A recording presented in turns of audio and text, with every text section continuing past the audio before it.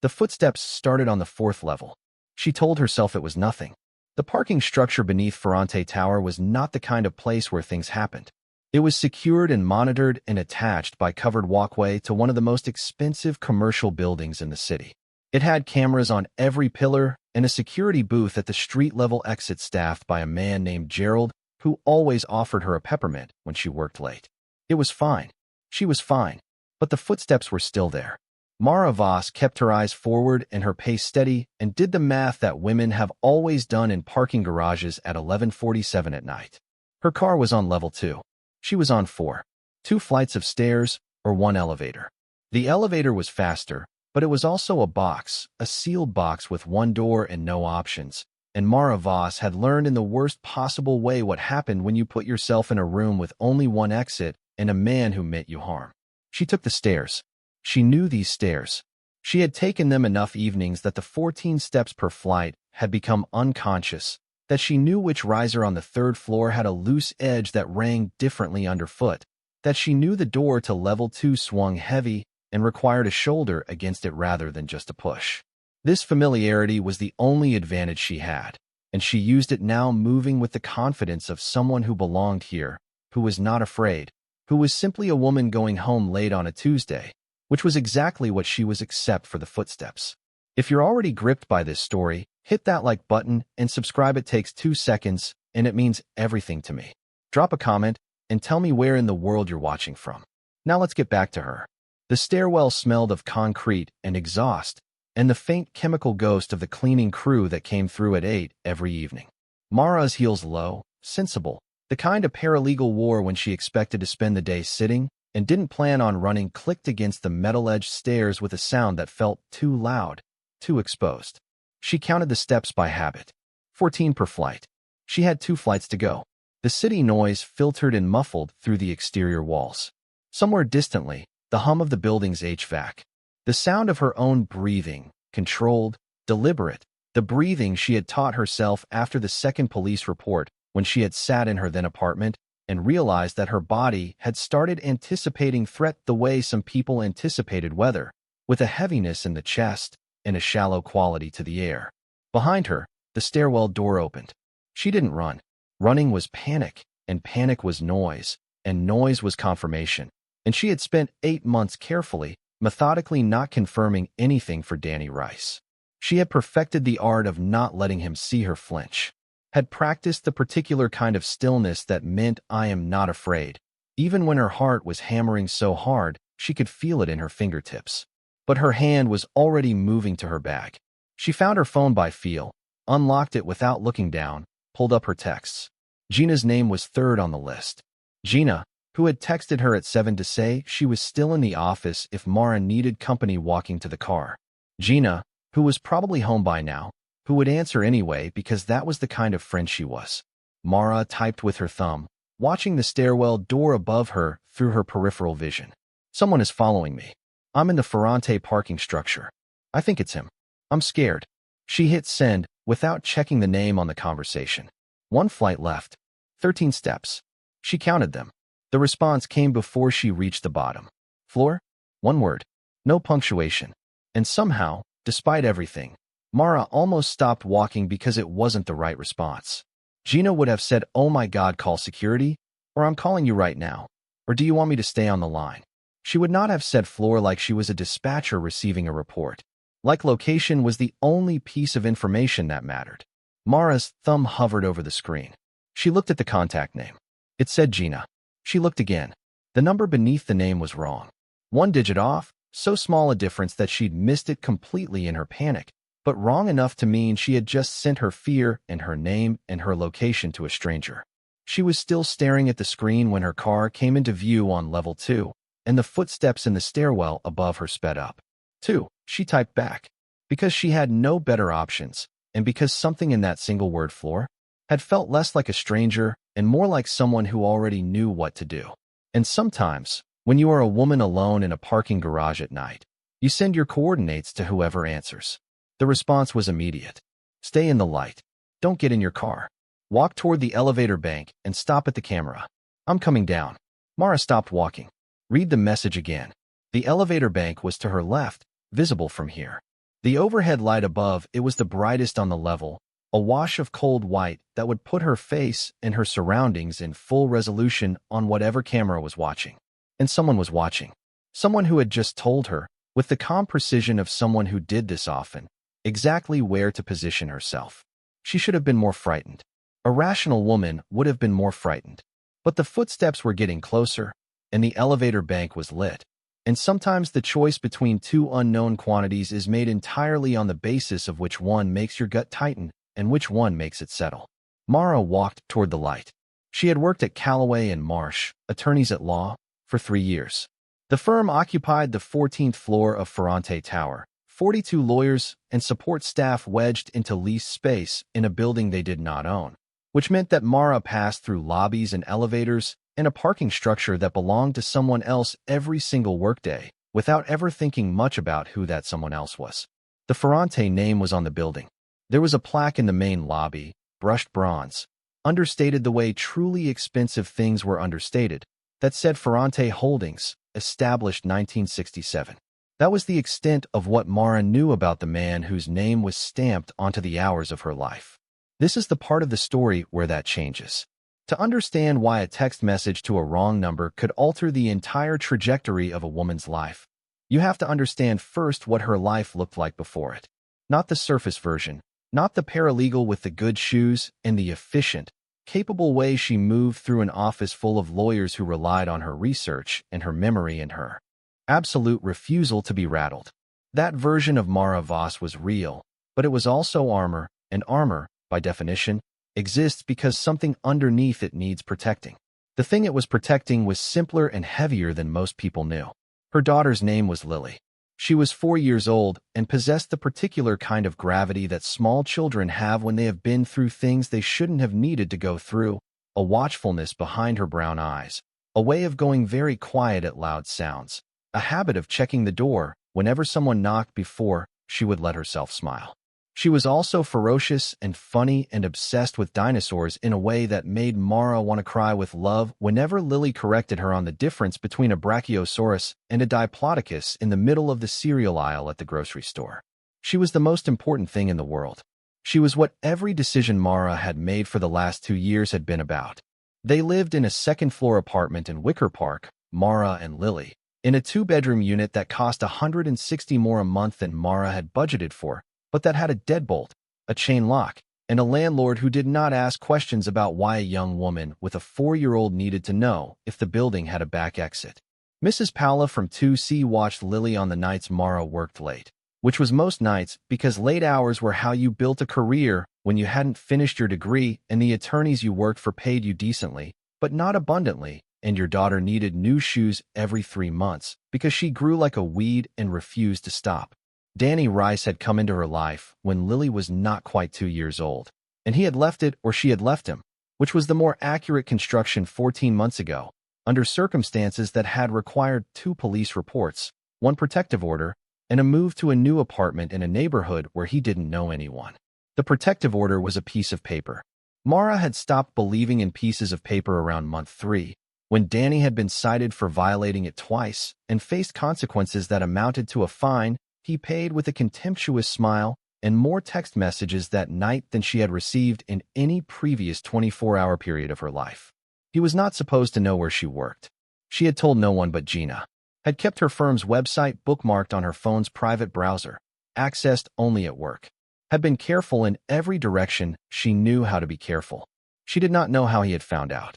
She only knew that 3 weeks ago, she had walked out of the Ferrante Tower lobby at 6:15 in the evening and seen him across the street, standing with his hands in his jacket pockets and his head tilted slightly to the left the way he always stood when he was watching something he considered his.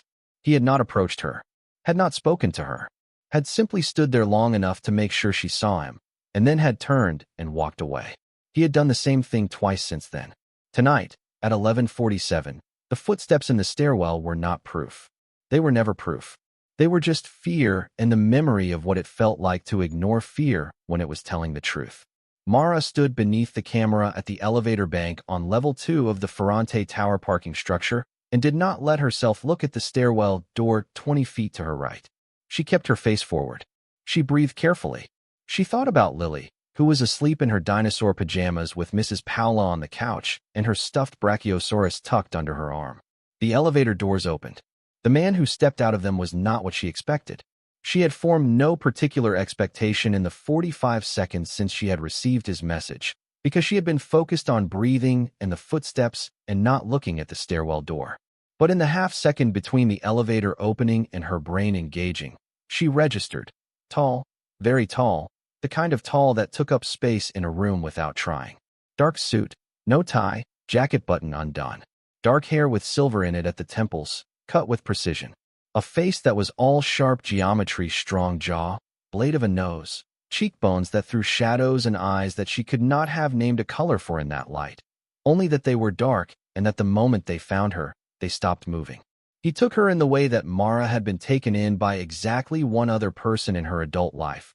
The way her mother used to look at her when she came home from school, not just seeing her, but assessing her. Running inventory. Checking for damage. He was flanked by a second man, shorter and broader, who had his hand near, but not on the inside of his jacket in a way that made the hair on the back of Mara's neck stand up for an entirely different reason than it had been standing up a moment ago. The tall man said nothing for 2 seconds. He looked at her. Then he looked at the stairwell door. Then he looked back at her. Where, he said. Just that. One word. Like he had already asked the important question by text, and this was simply the follow-up. Mara's throat worked. Stairwell. I think. I'm not certain. She paused. I'm sorry, I texted the wrong number. I thought you were my friend. I know. His voice was even, unhurried. He had already looked away from her, his attention on the stairwell door with the same quality of focus she associated with people who were very good at their jobs.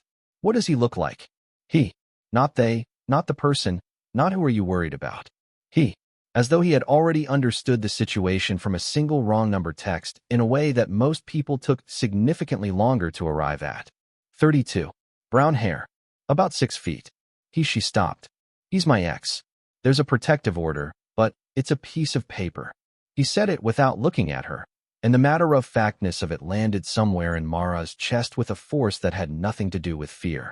Because that was exactly what she had thought, in those exact words. Standing in a magistrate's office with a clerk who had looked at her with eyes full of professional sympathy and handed her the order like it was protection and not just documentation of her own fear.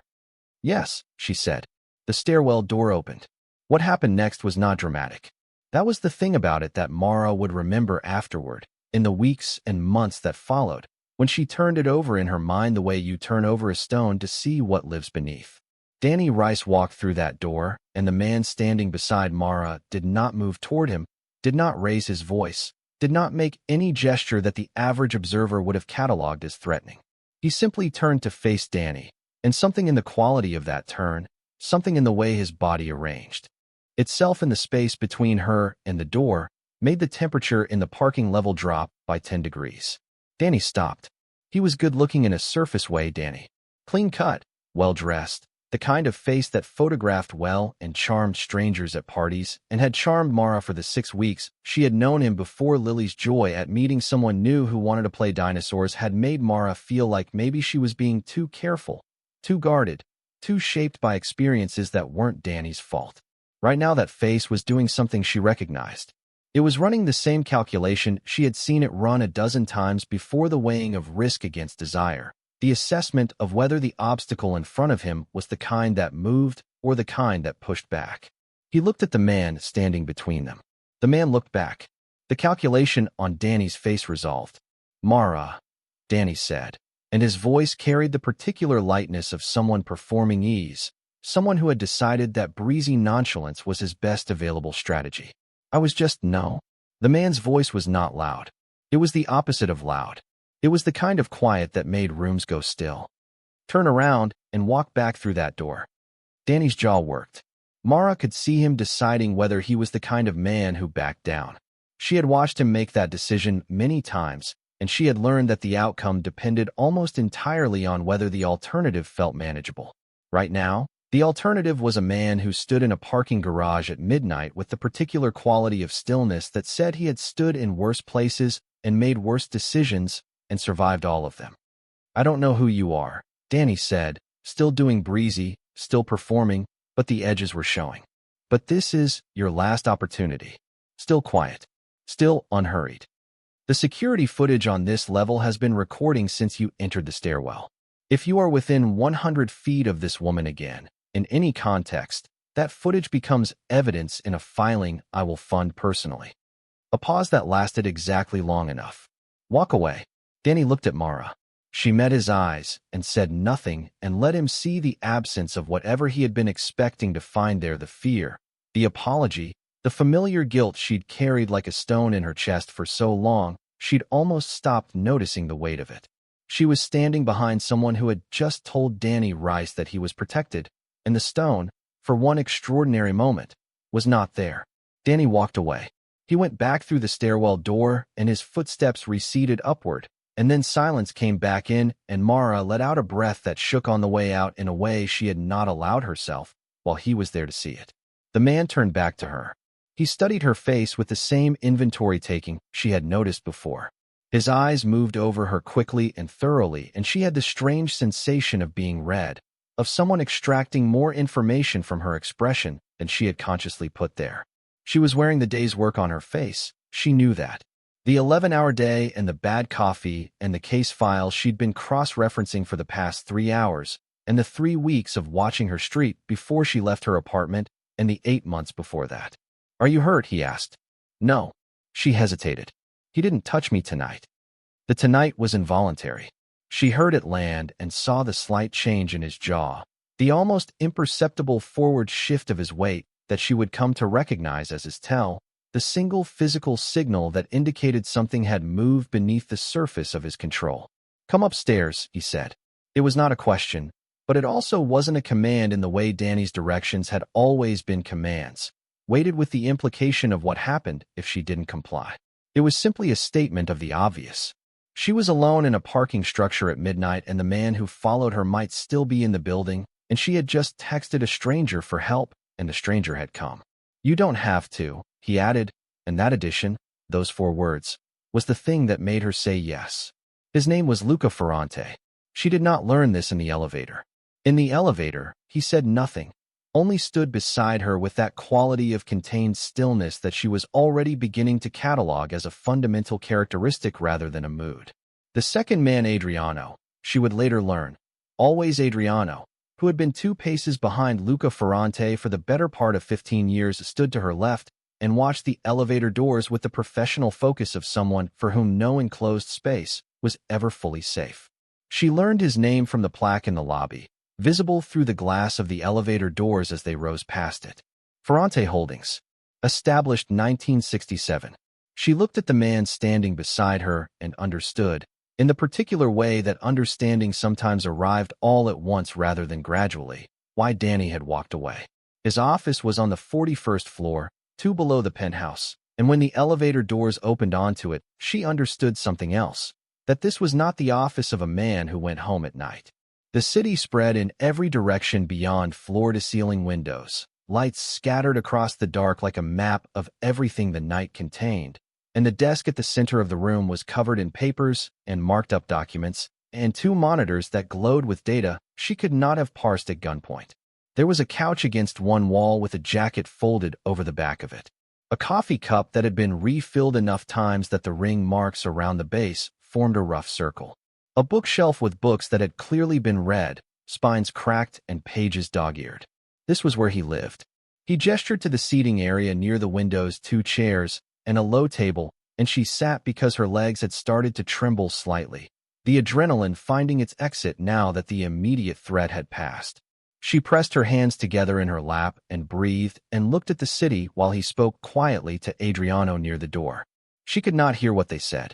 She watched the lights and thought about Lily asleep in the dinosaur pajamas, and thought about the look on Danny's face when he had registered the man standing between them, not just stepping aside, not calculating, simply walking away, and something strange and tentative moved in her chest. Something that had been still for a very long time. When Luca Ferrante crossed the room and sat in the chair across from her, she was ready. "Tell me about him," he said. "Not what happened tonight. Not who is he, not the clinical version she had given to police and prosecutors and the magistrate who had issued the order. Tell me about him." Present tense. The ongoing story, not the incident report. So she told him. She told him about Danny in a way she had not told anyone, not because she had hidden it, but because no one had ever asked the question that contained the whole story rather than just the parts with paperwork attached. She told him about the 6 weeks of charm and the moment the charm had stopped, not with violence, not first, but with a kind of erosion, the way he had started correcting her in public and then apologizing with such theatrical remorse that she had spent the first 3 months convinced the problem was her perception of the corrections rather than the corrections themselves. She told him about the first time he had put his hand around her wrist in a way that left marks, and how he had cried about it afterward in a way that had made her feel, somehow, as if she had done something to cause his grief. She told him about leaving, and the police reports, and the order, and the apartment in Wicker Park with the deadbolt and the chain lock, and Mrs. Paola from 2C. She told him about Lily. This was the part where most people's faces changed, where they softened or went careful or started measuring their responses against the presence of a child in the story. Luca Ferrante's face did not change. He listened to her the way he seemed to do everything with complete attention and no performance of that attention, and when she mentioned Lily his eyes moved to her face and stayed there, and she had the sense of information being filed, categorized, understood in full. How old? He asked. 4. Mara paused. She's with my neighbor tonight. She doesn't know about the following. I haven't told her about the parking garage. She knows there's a reason we don't go certain places, but I've tried to. She stopped. She's 4. She watches enough with those eyes of hers. I don't want to add to it. She sounds like someone who survives by watching, Lucas said. Not sympathetically, observationally, the way you describe a quality in someone rather than offering condolence for it. Mara looked at him. That's the most accurate thing anyone has said about her. How long has she been doing it? Since she understood that not all sounds meant the same thing. Mara's voice was even. She had learned to keep it even when she talked about Lily's watchfulness. It was the only way she could talk about it at all. She was 2.5. She's very bright. I know every parent says that, but she cataloged the difference between Danny being in the apartment and not being in the apartment by the time she stopped again, cleared her throat. I left because she was getting better at telling the difference than I was. The thing that crossed Luca Ferrante's face in that moment was not pity. Pity was soft, round-edged, something you offered from a position of safety to someone in a position of risk. What crossed his face was harder and colder than that, more akin to the expression she associated with lawyers when they read a document that confirmed what they had already suspected, a kind of bleak, focused recognition. Does he know where you live? He asked. I don't think so. He found my workplace, but I moved after I left him, and I've been careful. How did he find your workplace? I don't know. It was the honest answer and the one that cost her the most to give because she had been careful, meticulously careful, and not knowing how the wall had been breached was worse in some ways than knowing. I've gone over it 100 times. I can't find the gap. Luca was quiet for a moment. Behind him, through the windows, the city moved with its usual indifference to individual disasters. A plane's lights blinked across the sky. The lake was a dark absence to the east. I can find it, he said. Mara stilled. I'm sorry. Whatever gap he exploited. Wherever the information came from. He held her gaze without emphasis, without the particular quality of men who made offers and wanted you to appreciate the magnitude of what they were offering. He said it the way you said it is raining, as a fact about the state of things. If you want me to find it. She looked at him, took stock of what she knew, which was almost nothing, and what she had inferred, which was considerably more. His name was on the building. His second-in-command moved like former military. His office showed signs of habitual occupancy that most people reserved for homes. He had arrived in the parking structure within approximately 4 minutes of her text, which meant he had either been monitoring the structure directly or had people stationed there who could respond to his direction in real time.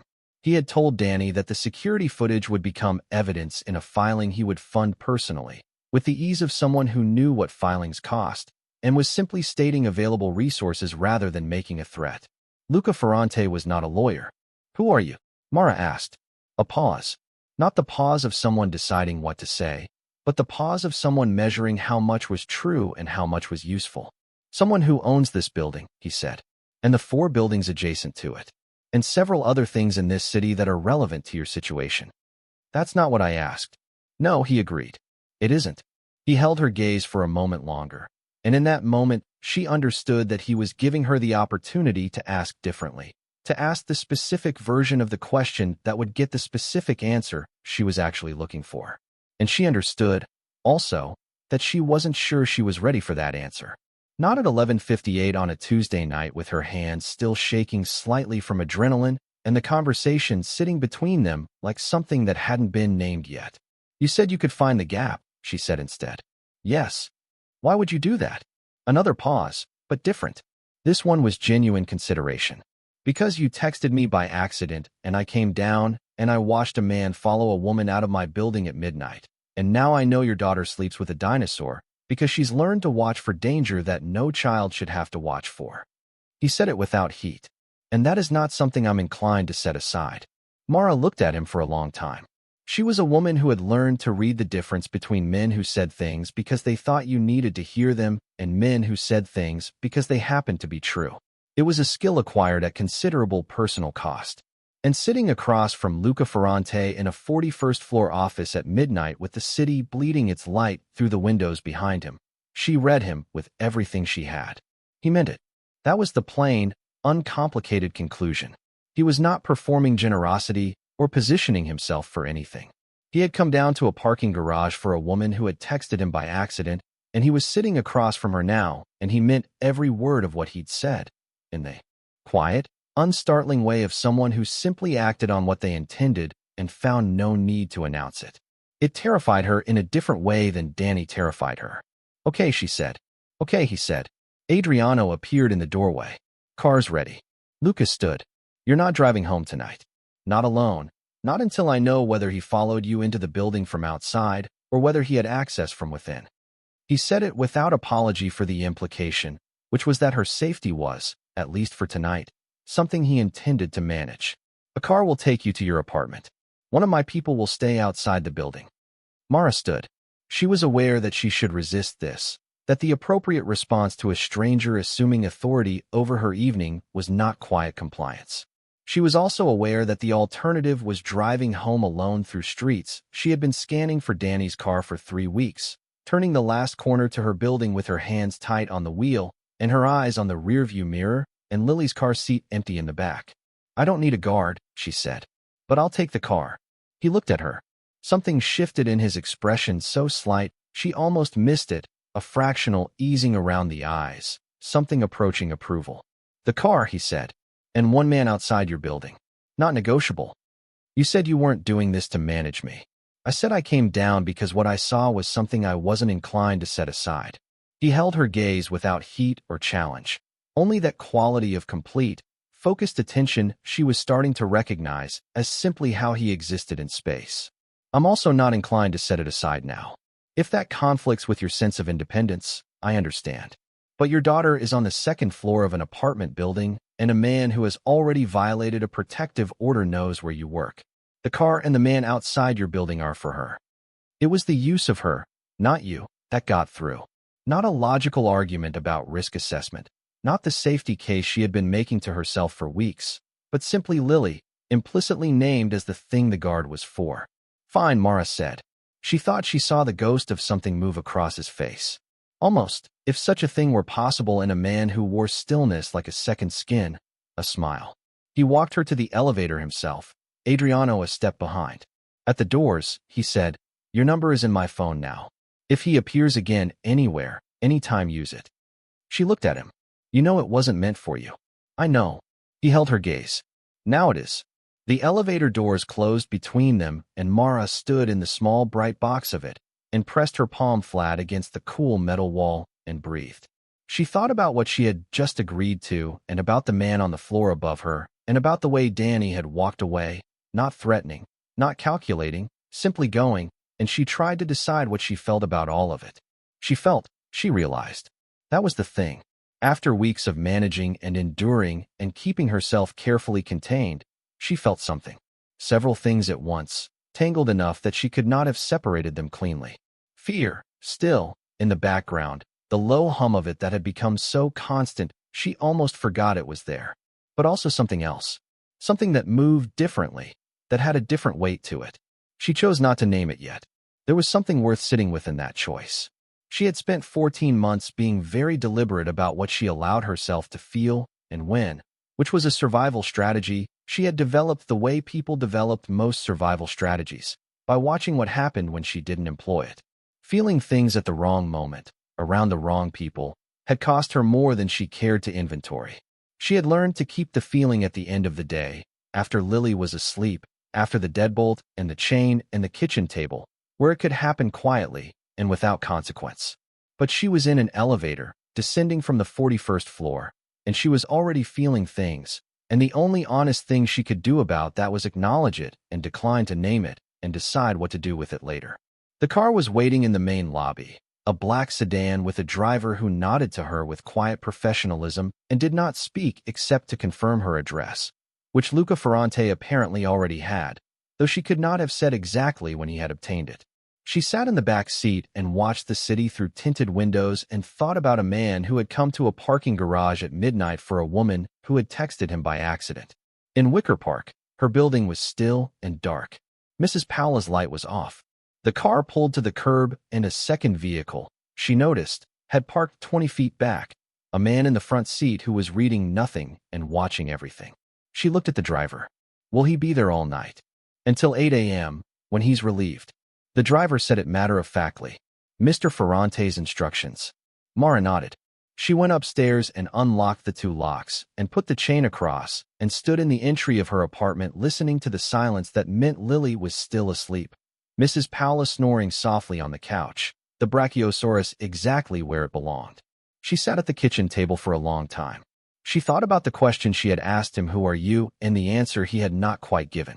She thought about a man who owned buildings and sent cars at midnight and had a second-in-command who moved like a soldier and told a man following her through his parking structure that he would be buried in evidence with the flat certainty of someone who understood exactly what buried looked like and had all the tools required to achieve it.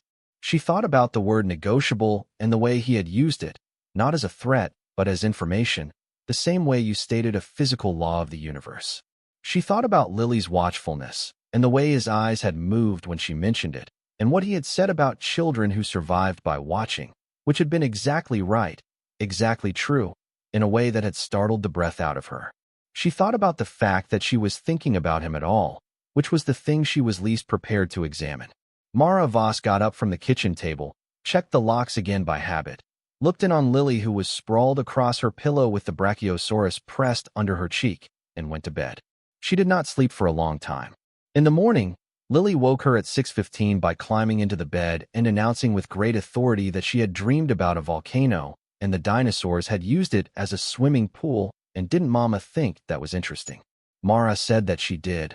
Very interesting, and tucked Lily under her arm and lay there in the early light listening to the small weight of her daughter's certainty about the world and felt the specific gratitude of a woman who had chosen her child over everything else and known it was the right choice every single time. She did not check her phone until Lily was eating cereal. There was a message from the unknown contact that she had not yet renamed.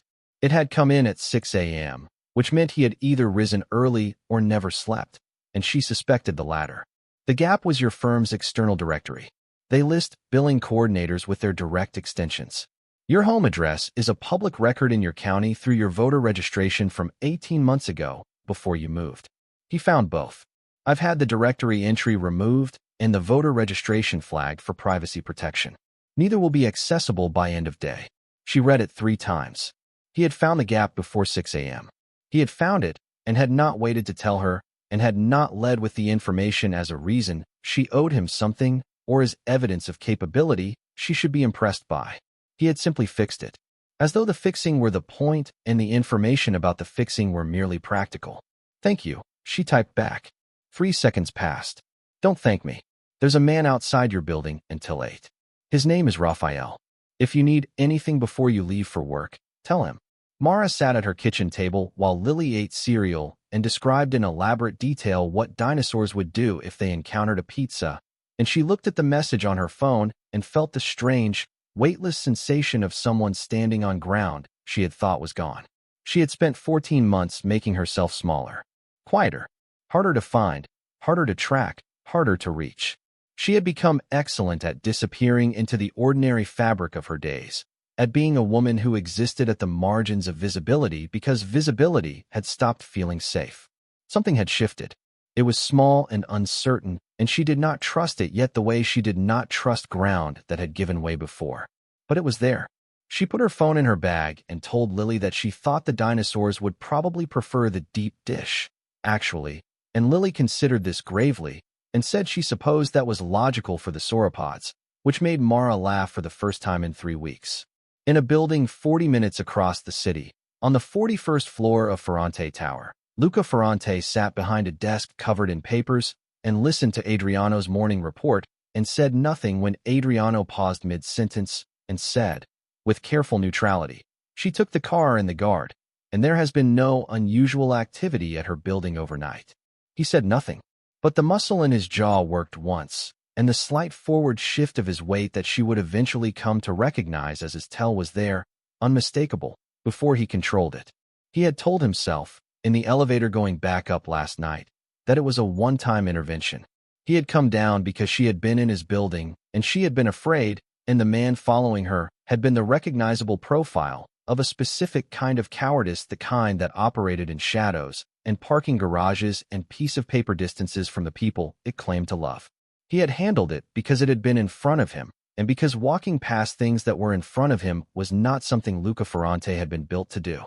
He had told himself that it ended there. By 6 a.m., he had already found the directory gap and fixed it, and was in the process of having someone run a comprehensive search on Daniel Rice, 32, of approximately such and such a height, and such an employment history, and such a record of protective order violations that said everything about what kind of man he was and what he would do if Mara Voss remained improperly protected. He had told himself it ended there. He did not believe himself, but he said it again anyway, alone in his office at 6:15 a.m. with the city going gold outside the windows and the knowledge of a woman sitting 40 minutes away at a kitchen table with a 4-year-old who dreamed about dinosaurs and had learned to watch for danger before she could read. It was a lie he would stop telling himself within the next 72 hours. He just didn't know that yet. What he knew, sitting in the half-light with Adriano's report finished and the coffee cold in his cup and the city spreading out in every direction like something that required managing, was that Daniel Rice had a pattern. He had looked at the reports, the 2 police filings, the court record on the protective order violations, the thin additional profile that his people had compiled overnight, and he had seen it with the clarity of someone who had spent a career reading patterns in men who operated by the logic of possession. Danny Rice believed that Mara Voss was a problem he hadn't finished solving. He would not stop watching her workplace. He would not stop trying to find her apartment. He would escalate, because men like Danny always escalated when they encountered resistance, when the object of their fixation demonstrated the unacceptable quality of existing independently of their attention. This was information. Lucas sat with it for a moment, filing it alongside everything else he had learned the previous night. Mara Voss, 27, paralegal, mother, careful and precise and possessed of the particular kind of dignity that endures rather than collapses under weight. The way she had held herself in the parking garage, the thing about not letting fear be visible to the person it was for. The way she had said tonight, "He didn't touch me tonight," with the economy of someone who had learned to speak exactly as much of the truth as was necessary and no more. The way she had asked him, "Who are you?" and then decided she wasn't ready for the answer and filed it for later, which was, he thought, one of the more sensible things anyone had done in his presence in some time. He pulled the folder on Daniel Rice toward him. He turned the first page. He began to read. Outside the windows, the city went from gold to the hard white of a November morning, and the lake lay dark to the east, and somewhere in Wicker Park a woman with a child in dinosaur pajamas was getting ready to walk out the door into a city that did not yet know what was about to change. The folder on Daniel Rice was 23 pages. A man's entire record of choices, distilled into incident reports and court filings and financial statements, and the particular geography of someone who had spent years circling the same point without ever quite arriving at consequence. 23 pages of a man who had decided that one woman's life belonged to him and had spent 14 months being carefully, strategically, frustratingly wrong. Luca read every page. He read with the focused attention of someone assembling a complete picture, not just of what Danny Rice had done, but of how he thought, how he moved, what he valued and what he feared, and where the gaps were between who he believed himself to be and who the record showed he actually was. When he finished, he set the folder aside and looked out at the city for a long moment, the white November light falling cold and even across everything. Then he picked up the phone. He was already making the calls that would begin to change it. Most of them true and none of them complete. The business press, when they wrote about him at all with the cautious accuracy of journalists who understood that some subjects required more care than others, noted his real estate holdings and his private investment record and the foundation that funded housing initiatives without strings attached and with a discretion that city officials had come to rely on. These descriptions were not wrong. They were, however, like a map of a coastline that showed you where the water ended without showing you what moved beneath it. He had come into his position the way most men of his kind came into theirs, through inheritance and through the choices made under pressure to honor that inheritance or reshape it. His grandfather had arrived in Chicago with enough ambition to build something and enough ruthlessness to build it in a city that reserved its best opportunities for the ruthless. By the time Luca took over, the Ferrante name was on buildings rather than just behind them, and he had spent the last decade drawing the line between what was legitimate and what existed in the necessary gray areas of city life, drawing it further into the light, one careful year at a time. He was not sentimental about what it had been. He was practical about the space his family occupied in the city's architecture. And he was possessed of a personal code that had nothing to do with legality and everything to do with what he could look at in the mirror without flinching. He did not hurt people who had not chosen to be in the world he occupied. He did not take what had not been offered. He did not walk past things that were in front of him and pretend he hadn't seen them. The third principle was the one that cost him most. It was also the one he had learned over the years that separated the kind of man he intended to be from the kind of man it was easy to become. He was already making the calls that would begin to change it. 3 days passed without incident. This was not the same as 3 days passing peacefully. Mara knew the difference. Peaceful was the absence of tension, a genuine quiet that settled into the body and allowed the muscles to let go. What the 3 days were was the absence of Danny, which was a different category entirely. The held breath, the waiting, the way she caught herself scanning the street outside the law firm's lobby windows from the 14th floor, even when she had a brief to finish and a deadline that would not shift for her anxiety. He was not there. The street was just the street. The sidewalk outside Ferrante Tower held the ordinary population of a busy Chicago block in November: office workers, a courier, a woman with a double stroller who stopped to adjust a blanket, 2 men arguing cheerfully in front of the coffee cart, and none of them were Danny. And none of them were watching the building in trance with the particular focused quality she had learned to identify in the way you learn to identify a sound that doesn't fit. She told herself the absence proved nothing. He had always been intermittent. The 3 weeks between that first glimpse across the street and Tuesday night's parking structure had included stretches of 4 and 5 days where nothing happened, where she had almost convinced herself the first sighting had been a coincidence, a trick of familiar features on a stranger's face, the paranoia of a woman who had spent too long being careful. She knew she wasn't paranoid. She also knew that knowing you aren't paranoid did not stop the waiting. On Wednesday morning, she had received a notification from the county clerk's office. Her protective order, currently valid for another 4 months, had been supplemented by an additional filing, a formal record of the 2 sightings outside Ferrante Tower, with timestamps and a request for geographic extension of the order's terms. The filing had been submitted by a law office she had never engaged, citing evidence she had not personally compiled. She had texted the number in her phone, still labeled in her contacts only as the wrong number, because she had not been ready to assign him a name yet, which she recognized as avoidance and chose to practice anyway. "Did you do this?" The response had come within 90 seconds. He was always within 90 seconds. The documentation existed. It needed to be filed. It has been filed. She had looked at the message for a long time.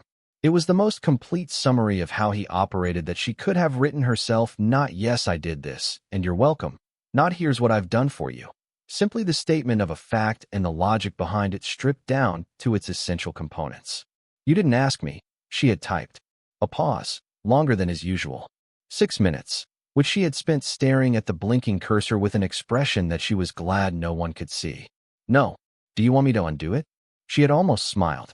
"I want you to ask next time." Another pause. Shorter. Understood.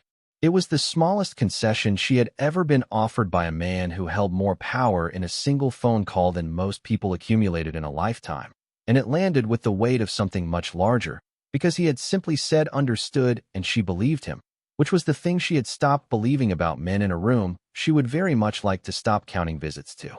On Thursday evening, one of Luca's people was waiting in the lobby when she came down from the 14th floor. He was the same driver from Tuesday, compact, professional, the look of someone who had been somewhere difficult and survived it without needing to tell people about it. Mr. Ferrante asked me to offer a car, ma'am, he said, without pressure, without the implication that refusing would be an insult or a problem. I can take the train, Mara said. Yes, ma'am. She looked at him for a moment. He looked back with absolute neutrality. No persuasion, no lobbying.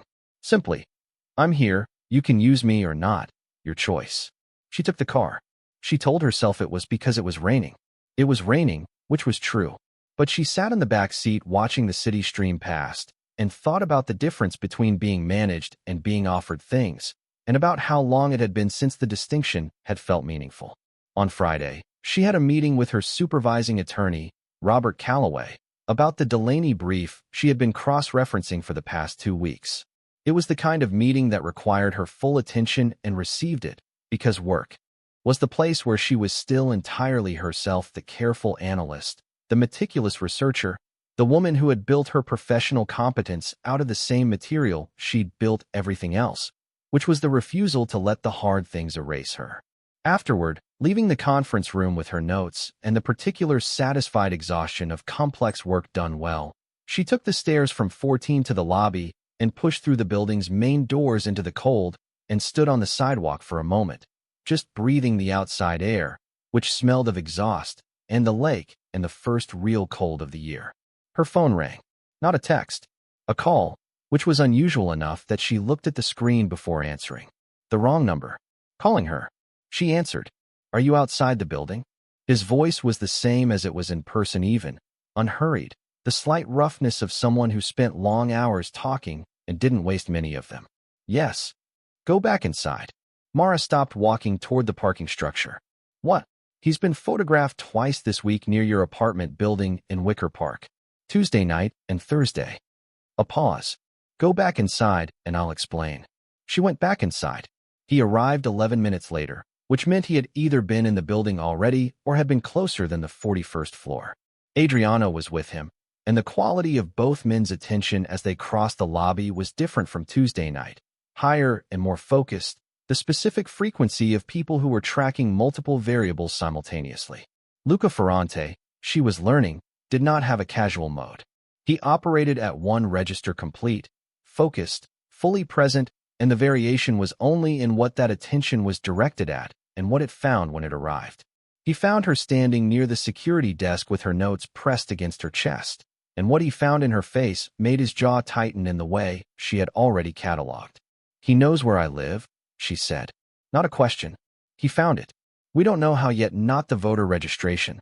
Those records are sealed now. Something else.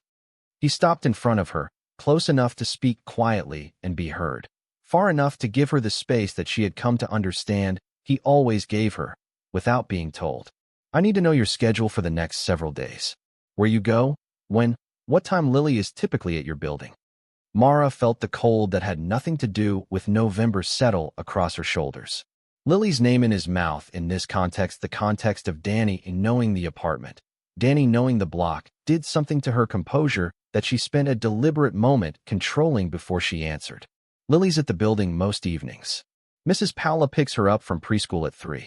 They're usually home until I arrive between 6 and 7. She paused. Sometimes later, if I'm working late. Does your neighbor know there's a potential threat? She knows enough. She doesn't go outside with Lily after dark. She knows to keep the chain on. Mara's voice was steady, and she kept it that way. I've had this conversation with her twice. Luca was quiet for a moment, looking at her with that inventory quality she had noticed the first night.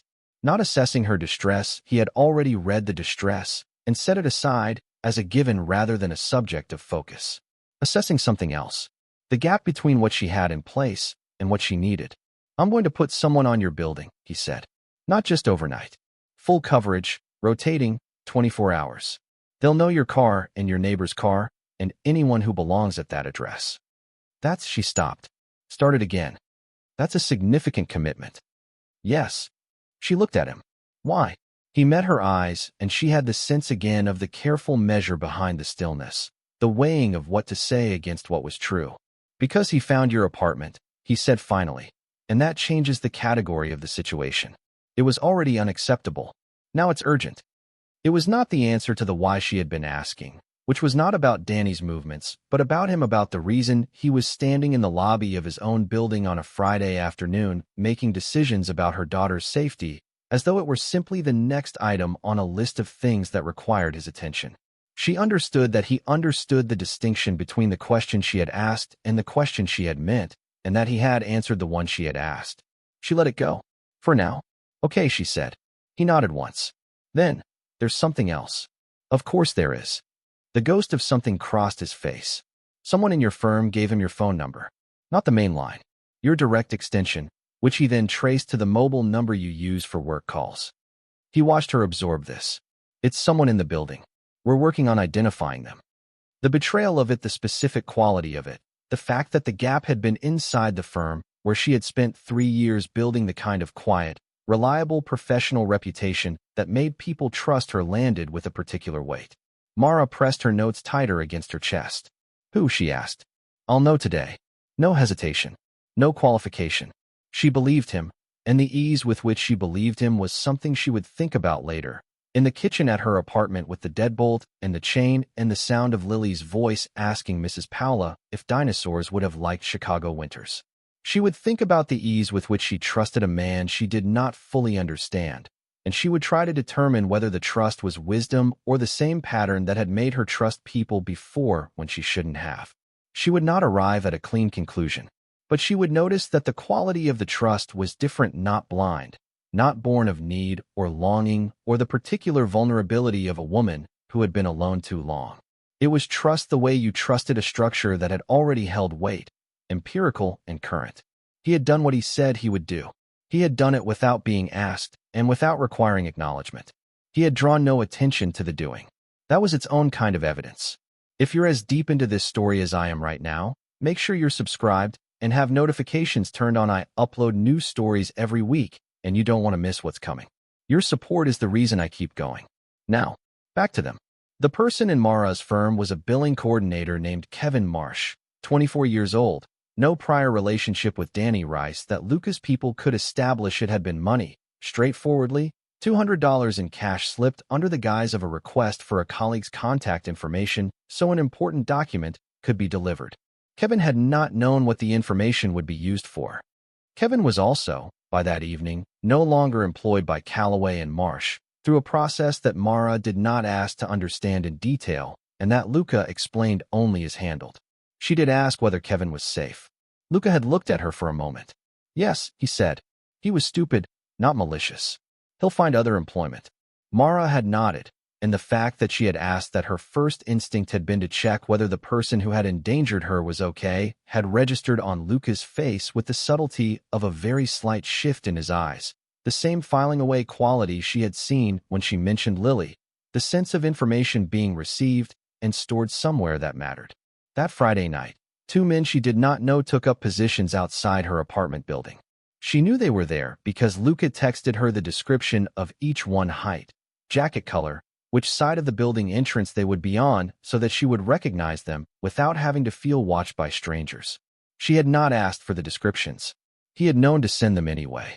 She sat at her kitchen table after Lily was in bed and thought about all the ways that specific consideration was different from what she had been given before, and decided again not to name what she was feeling until she was ready. The weekend passed in the ordinary, beloved texture of her life with Lily. Saturday was the Nature Museum, the Dinosaur Hall specifically, which Lily could have mapped blindfolded and moved through with the ownership of personal territory, correcting the exhibit labels with cheerful authority and explaining to a stranger's toddler the anatomical differences between a carnivore and a herbivore with a seriousness that made Mara press her knuckle to her mouth to contain the laugh. Sunday was laundry and grocery shopping and an afternoon of building an elaborate Brachiosaurus habitat out of couch cushions and cardboard boxes, which took 2 hours and resulted in a construction that would not have survived architectural review, but held its shape until bedtime, which was all it needed to do. Danny did not appear. Neither man outside the building was needed for anything beyond standing in the cold, which they did without complaint and with the particular unobtrusive quality that Luca's people seemed to share as a professional characteristic. She texted Luca on Sunday evening. Nothing happened this weekend. His reply came within 90 seconds, as always. I know. Of course he knew. She was about to put the phone down when a second message came in. How was the museum? Mara looked at the question for a long time. He had sent someone with her, she realized, or reviewed the security footage from somewhere along their route, or had one of his people simply check in on the afternoon. Any of those things would have been manageable. She was surprised to find she was not unsettled by the knowledge. She was, and this required a moment of honest examination, something closer to the opposite. Lily corrected 3 of the exhibit labels, she wrote back. They were, in her assessment, factually incorrect. A pause. Then, was she right? Mara smiled at her phone in the quiet kitchen. Almost certainly yes. She put the phone down and went to bed and lay in the dark thinking about a man who had asked how the museum was, and what it meant that asking how the museum was the thing that had gotten further past her guard than anything else he'd done, including arriving in a parking garage at midnight and dismantling her stalker's confidence with 4 sentences. Monday arrived with the particular energy of a city resuming itself after 2 days of interruption. Mara was at her desk by 8:15, the Delaney brief waiting where she'd left it, 2 new requests from attorneys in her inbox. The ordinary weight of a job, she was good at settling around her like familiar clothing. At 9:10, her desk phone rang. She answered with her usual professional greeting and heard Danny's voice. She had thought about this moment, had run it in her mind the way you ran emergency protocols. She would hang up, she would call the police, she would document the call time and call Luca's number. She had prepared for it. The preparation did not stop the specific quality of cold that moved from her sternum to her fingertips in the 2 seconds between recognizing his voice and choosing what to do with that recognition. She hung up without speaking. Her hands were completely still as she reached for her cell phone. That steadiness was something she had earned, not inherited, and she took a second to acknowledge it before she dialed. He answered on the first ring. I know, he said. We have the call record. Don't use that extension again today. Forward your calls to the main line. A pause. Are you all right? Yes. It was true, or near enough. He called on my desk line. Kevin gave him more than my cell number. Kevin gave him everything he asked for. I underestimated that. I'm sorry. He said the apology the way he said everything without performance, without the particular inflation that made apologies feel like an imposition rather than an acknowledgement. Simply, I made an error. Here's what it was. It's not your fault. It was in my building. He used a contact inside a firm that operates in my building, and I addressed only the cell number rather than the full picture of what Kevin had access to. Another pause. That's a failure of analysis on my part, and it put you in a position I was trying to prevent. I'm sorry. She sat with that for a moment. In her adult life, she could count on one hand the number of times a man had apologized to her for a specific named failure rather than a general sorry for making you feel that way, which was apology as deflection, apology as management of the other person's reaction rather than acknowledgement of an actual thing done or not done. This was the other kind. Okay, she said. What happens now? I'm having the call traced now. He used a VoIP line, which means it's not a registered number, but it's still traceable. We'll have a location within a few hours. He paused. Mara, the use of her name, which he used rarely, and with the deliberateness of someone who understood that names were specific, stopped her mid-breath. He's escalating, Lucas said. Finding your cell number was surveillance. Finding your desk line and using it to call you directly is contact. These are different categories. I need you to understand that. I know the difference. Her voice was even. I know you do. I'm telling you because I'm about to do something about it, and I want you to know before I do that this is what I've assessed, and that you deserve to understand my reasoning. She had not expected that. She absorbed it for a moment. What are you going to do? I'm going to have a conversation with Daniel Rice. Mara went still. What kind of conversation? The kind that leaves no doubt about where he stands. He said it without heat, without the dramatic quality that men sometimes put into statements like that to signal their own danger. Flat, factual. I'm not going to hurt him. I'm going to make it very clear to him that he has been seen, documented, and that continuing to pursue you will result in consequences that cannot be undone. In my experience, men like him understand that language. And if he doesn't stop after you talk to him, a pause that lasted exactly 1 second. Then I'll have another kind of conversation. She should have pushed on that. Should have asked what the second kind meant. She didn't. When? Today, if I can locate him. Tomorrow at the latest. Luca. His name came out before she decided to use it. First time she'd said it aloud.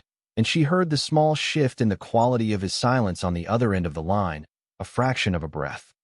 Be careful. Another pause. Briefer. Always, he said. And there was something in the word that she thought was not entirely about the situation with Danny. She hung up and returned to the Delaney brief and worked with the particular fierce focus that had always been her best coping mechanism, the total occupation of the analytical mind with a problem that had clean edges, that yielded to logic and research and the careful building of a case, that did not move on its own while you were looking away. She did not hear from him again until 3 in the afternoon. Location confirmed. He's in a rented room in Pilsen. We'll make contact tonight. He's not been to your building or the firm today. She read the message and typed back, "Thank you." She thought about adding something else.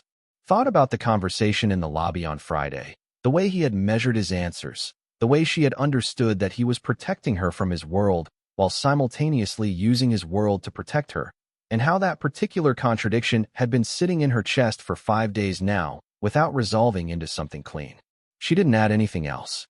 Lily's preschool did a family visiting morning on the second Tuesday of each month, a low-key open house where parents and caregivers could come in for the last hour and see the children's recent projects and hear them perform the songs they had been practicing. Mara had never missed one. She arranged her schedule around it with the same non-negotiable efficiency she applied to court deadlines, because Lily took the visiting mornings seriously in the way she took most things, with a solemn preparatory energy in the days before that meant she had been rehearsing what she wanted to show. That Tuesday was the second Tuesday of November. Mrs. Paula had a doctor's appointment she couldn't reschedule. Mara's usual backup, a colleague named Gina whose involvement in this entire situation had been limited to the innocent proximity of having a phone number 1 digit away from a stranger's private line, had jury duty. The preschool was not far from Ferrante Tower. Mara had a brief that could wait 2 hours. She brought Lily to work. This required a conversation with her supervising attorney, who was accommodating without being warm about it, and a clearing of the small corner office she sometimes used for research calls, and a bag containing 1 dinosaur activity book, 2 juice boxes, a container of crackers, and the Brachiosaurus, whose name was Gregory and who was, according to Lily, essential to any journey outside the home. Lily entered Ferrante Tower's lobby holding her mother's hand and looking at the ceiling with the expression of someone conducting a professional survey. The lobby was impressive marble floors, bronze fixtures, the plaque on the wall, the kind of proportioned, serious space that announced the weight of the name above the door without needing to raise its voice. "It's very tall," Lily observed. "It is." "How many floors?" 43. Lily considered this. "That's more floors than our building has." "Much more." "Does someone live at the top?" "Someone has an office there." "What do they do in the office?" Mara pressed the elevator button. "They manage things." Lily thought about this as the elevator arrived. "What kind of things?" "Buildings. And other buildings. And things related to buildings." "That's a lot of buildings," Lily said. "It is." She had intended to go straight to the 14th floor. The elevator stopped there, and she stepped off and held the door for Lily, who was looking at the panel of floor numbers with the assessing attention she brought to everything, and was about to say something about the 41st floor. Probably Lily had a gift for going directly at the thing you were trying not to think about when the elevator doors at the other end of the corridor opened. Luca Ferrante stepped out with Adriano behind him, mid-conversation, and looked up and stopped. Mara had not told him she was bringing Lily today. This was a coincidence of the specific, inconvenient kind that life occasionally arranged without your consent. He stopped in the corridor with the same quality of complete attention he brought to everything. Only now it was directed at the small person standing beside her, holding Gregory the Brachiosaurus under one arm and looking at him with the watchful, careful assessment of a child who had learned to read rooms before she could read words. The 3 of them looked at each other in the corridor for 2 seconds. Then Lily said, with the direct courtesy of someone who had been well taught. "Hello. My name is Lily. This is Gregory. He's a brachiosaurus." Luca looked at the stuffed animal, then at Lily, then at Mara, quickly, a look that contained several things at once and resolved itself into something careful and specific before he looked back at Lily. "Hello, Lily," he said. "I'm Luca." He crouched down, which brought him to her level, which Mara noted he had done without being prompted or seeming to calculate it. "Is Gregory a good traveler?" Lily considered the question with appropriate seriousness. "He prefers to stay home," she said, "but he doesn't like being left behind. So we have an arrangement." "That sounds reasonable. Mama says arrangements are how you make things work when two people want different things." Something moved through Luca's expression.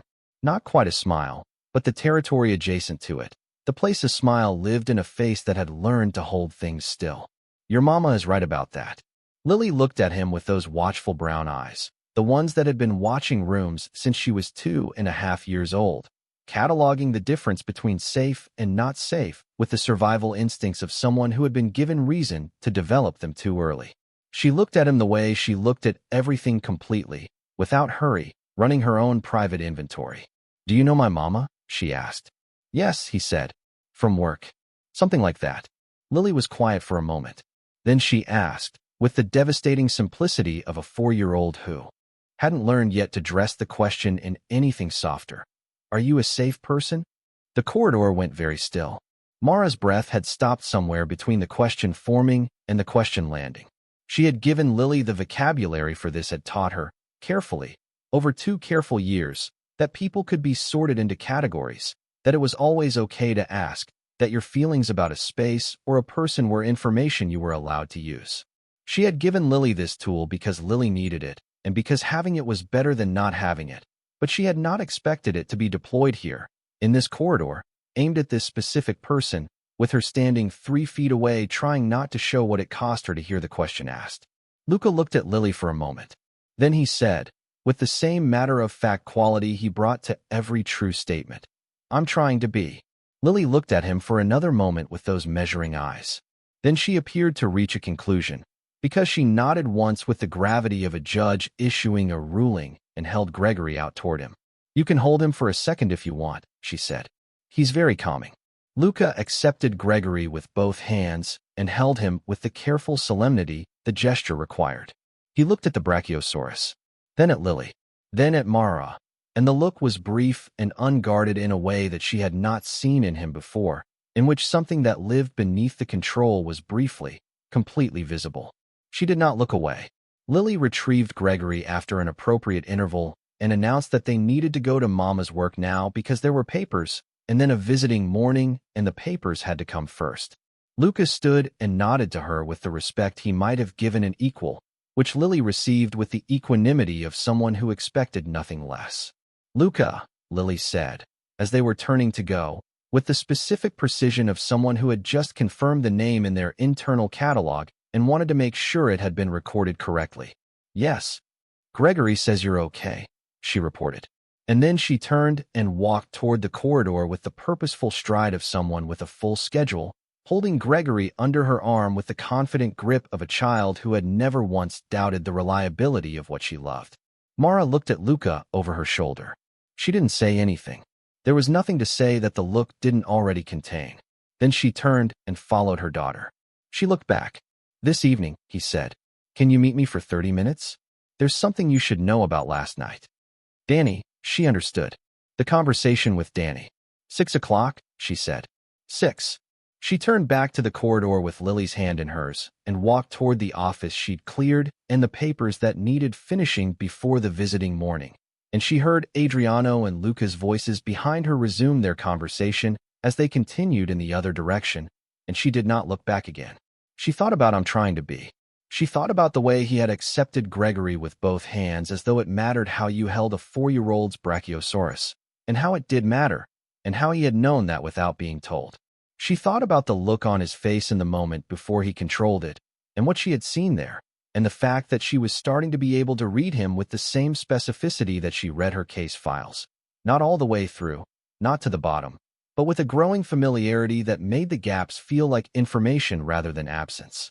She thought, too, about the visiting morning itself, which had gone the way Lily's visiting mornings always went, with complete, serious, self-possessed authority.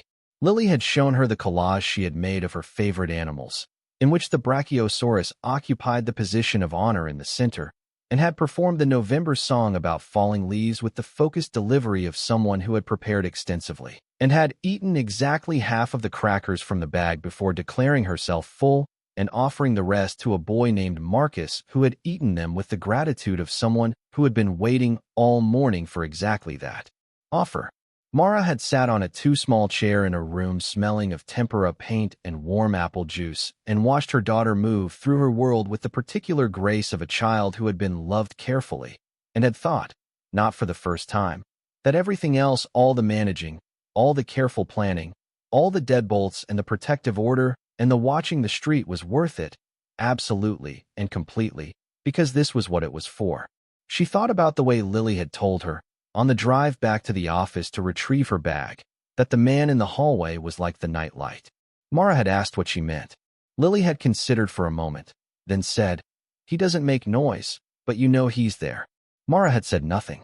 She had looked at the road and filed that description in the place. She kept the things Lily said that were more true than a 4-year-old should be able to make them. In a conference room on the 28th floor of the same building, Adriano Costa set down the file he was carrying and looked at the door through which Mara and Lily had just disappeared and said nothing for a moment. "She brought the kid," he said finally. Luca didn't respond. "The kid asked you if you were safe." Adriano's voice carried the specific neutrality of a man choosing his next words with the care of someone navigating a field he knew to be mined. He had been with Luca Ferrante for 15 years. He had been present through 2 significant business crises. One attempted hostile acquisition of Ferrante holdings that had required 6 months and considerable creativity to repel, and a period 4 years ago following Luca's brother Nico's death, when Adriano had spent 3 weeks not sleeping because the only person he was more afraid for than Luca was Luca. He had never, in any of those situations, seen the specific expression he had just watched cross Luca's face when a small girl asked him if he was safe, and he had said, "I'm trying to be." "She did," Luca said. "And the Brachiosaurus?" "A beat." "Yes."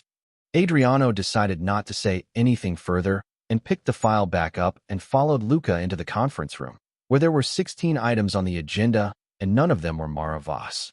It was, he thought, going to become a very different kind of day.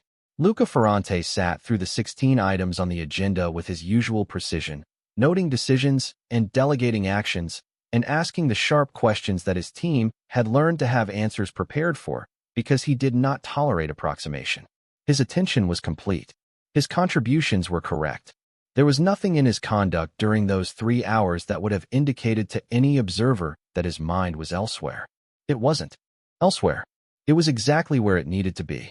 But beneath the meeting, the way bass notes exist beneath a melody, felt rather than heard, there was Lily's question, playing on a register that had nothing to do with the quarterly reviews and the acquisition proposal and the zoning conversation, and everything to do with a 4-year-old who had sorted him into a category and chosen to offer him Gregory as a gesture of provisional trust.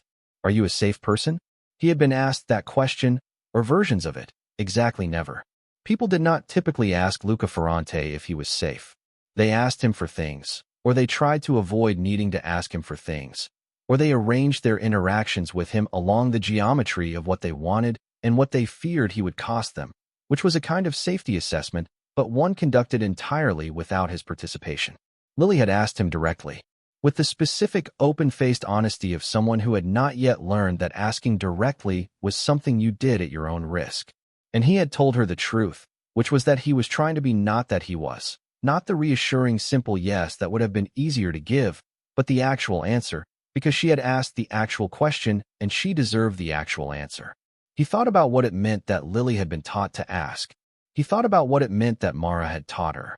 He thought about a woman who had spent 2 years building a life for herself and her daughter in the geometry of a protective order and a second-floor apartment with good locks, and a neighbor who knew enough, and who had, in the middle of all of that, made sure her daughter understood that she was allowed to ask people if they were safe, that her perceptions were valid, that her feelings were information, that the measuring of people was something she was permitted and equipped to do. He thought about the kind of damage that required that teaching. He thought about the patience it had taken to administer it without passing the damage along. He thought about Mara on the third night he had known her, holding herself steady in a lobby while she processed the information that Danny had found her apartment, her face giving nothing except the brief moment when he had named Lily and the armor had moved. He was aware, sitting in the conference room with the agenda in front of him, that he had arrived somewhere specific over the last week. He was aware that the calls he was making about Danny Rice and the filing he had arranged with the county clerk and the two men outside the Wicker Park building were no longer entirely about a wrong number text and the simple, non-negotiable fact of a woman being followed through his parking structure.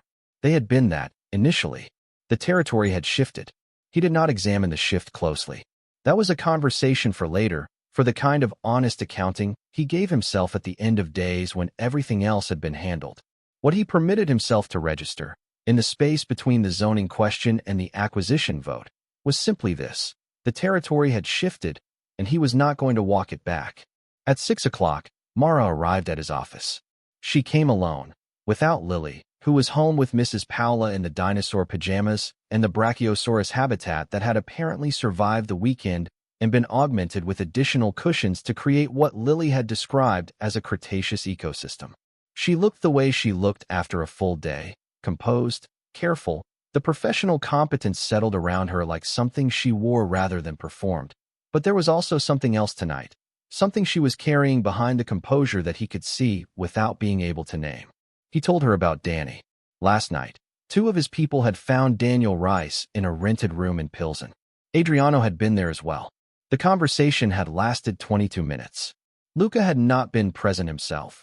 This was one of those situations where his presence would have escalated rather than resolved, where the specific fact of who he was would have turned an instruction into a confrontation, and Luca had no interest in confrontations that could be managed more efficiently another way. Danny Rice had been informed, in terms he could not misunderstand, that he was comprehensively documented every sighting outside Ferrante Tower, every drive past the Wicker Park building, every call made from VoIP lines to Mara's office extension. He had been informed that this documentation had been shared with the relevant legal authorities and would be supplemented with any further incidents. He had been informed that the person he had been pursuing was under the personal protection of Luca Ferrante, and that Luca Ferrante's personal protection carried implications that the appropriate research would confirm. And he had been informed, with the flat clarity that Adriano delivered best, that if he approached Mara Voss, her daughter, her building, or any person connected to her in any capacity, the documentation would become the least of his concerns. Mara listened to this without interruption. When he finished, she was quiet for a moment. "You told him I was under your personal protection," she said. "Yes. Not just that his behavior was documented. Specifically that." "Yes." He held her gaze. "Because that is what's true, and because men like Danny understand what it means in a way they don't always understand what legal documentation means. The documentation is real and it matters. But the other thing is what will actually stop him." She looked at him, really looked at him, the same inventory quality she had shown the first night, running through what she knew and what she'd observed and what she was still deciding. He let her. "That's why you didn't go yourself?" she said finally. "Because if you had, it would have been about you and him. This way, it was just information." "Yes." She nodded slowly. "And if he doesn't stop?" He held her gaze and told her the truth that he had been telling her in pieces all week, the truth that he had decided she deserved to know in full even when it was not comfortable. "Then I'll stop him myself." She looked at him for a long moment. He watched her decide something. He could see the deciding, the specific quality of a woman who had learned to make decisions from the ground up, from what she actually knew rather than what she wanted to be true. "I believe you," she said quietly. And then, after a pause that was not hesitation but consideration, "Thank you. For all of it. The filing. The cars. The people outside my building. This." She gestured at nothing in particular, meaning all of it. "I haven't said it properly. You thanked me for the filing. I told you not to do things without asking me first, and then said thank you when you confirmed you'd done the thing. That's fair." The ghost of something moved in her eyes. Not quite a smile, but the territory adjacent to it. He recognized it because he had seen it in the mirror occasionally, the expression of someone who had spent enough time controlling their face that even genuine amusement took a moment to reach the surface. "Do you ever?" she said, and stopped. "What?" She looked at him steadily, and the composure was still there, but there was something beneath it now that was not managing or containing, something simply present, looking at him without the armor entirely in place. "Do you ever get tired of it? Taking care of everything, seeing everything, knowing what needs to be done, and doing it before anyone has to ask." The question landed in a place he had not expected it to reach. He was quiet for a moment, genuine quiet rather than calculated pause. "Yes," he said. She held his gaze. "Me too," she said. "And I don't have nearly as much to manage." He thought about that long after she had gone. The simple, mutual acknowledgement of exhaustion, offered without complaint and without request, just the honest recognition of two people who had each, in their own way, been carrying things for a long time alone. He sat in his office with the city going dark outside the windows and the folder on Daniel Rice closed on the corner of his desk, and he thought about a woman who got tired of managing and a 4-year-old who offered her brachiosaurus to strangers who were trying to be safe, and he felt something that lived below the territory of strategy and assessment and the cold management of threats. He let himself feel it for exactly the length of time it took to drink the last of the cold coffee. Then he picked up his phone. Because across the city, in a rented room in Pilsen, Danny Rice had received a message from one of his remaining contacts, someone who had not yet been reached, someone in a network that Luca's people were still mapping, and Danny Rice was not the kind of man who heard no and understood it to mean no. He understood it to mean not yet. And Luca Ferrante, reading the intercept that Adriano had just sent through, understood that the conversation of last night had bought them time, but not resolution, and that resolution was going to require something more than documentation and the weight of his name. He set down the phone. He pulled the folder back toward him. He thought about the intercept, which had come in at 6:42 p.m. and detailed a message from a burner number to an associate of Danny's named Carl Weston, who had not been part of any of the previous documentation because he had not been visible in any of it, which meant he was either new or had been deliberately kept off the radar. The message was brief. "I know who's backing her. I know how to get around it." Luca read the message 3 times with the cool, clear attention of someone who had spent decades reading the grammar of threats, the structure of them, the logic, the particular confidence that produced them. This was the grammar of a man who believed he had found a gap. A man who had been told no and had spent the intervening 24 hours finding a reason to believe no didn't apply to him. He thought about Mara saying, "I believe you," and the weight of those 2 words from a woman who had learned that believing people was something you did at your own risk. He thought about the way she had said thank you and meant the whole of it. The filing, the cars, the people outside her building, the conversation with Danny, and had not made it feel like debt. Most people who accepted help from him experienced it as debt immediately, reflexively. He had become accustomed to that. It was one of the costs of operating at the intersection of help and power, the way the 2 things tended to collapse into each other in the perception of the person being helped. Mara had said thank you the way you thanked someone who had done something because they wanted to, not because they wanted something, which was, he recognized, exactly what it was, and exactly why she had been able to see it correctly. He thought about her question. "Do you ever get tired of it?" Yes. The honest answer, the one he had given her, because she had asked an honest question. Yes, occasionally. Not the managing that was simply what his days were made of, and he had made his peace with it long ago, but the quality of alone that accompanied it. The specific silence of a life built around protection and power that had become, at some point he could not precisely name, a little too quiet. He had not said that part. He hadn't needed to. She had said me too, and that had been enough, more than enough. In fact, the whole of what needed saying, offered and received in 2 words that had cost them both something to mean. He was aware that this was the territory he had told himself he wasn't going to examine until later. Later, he decided, was now.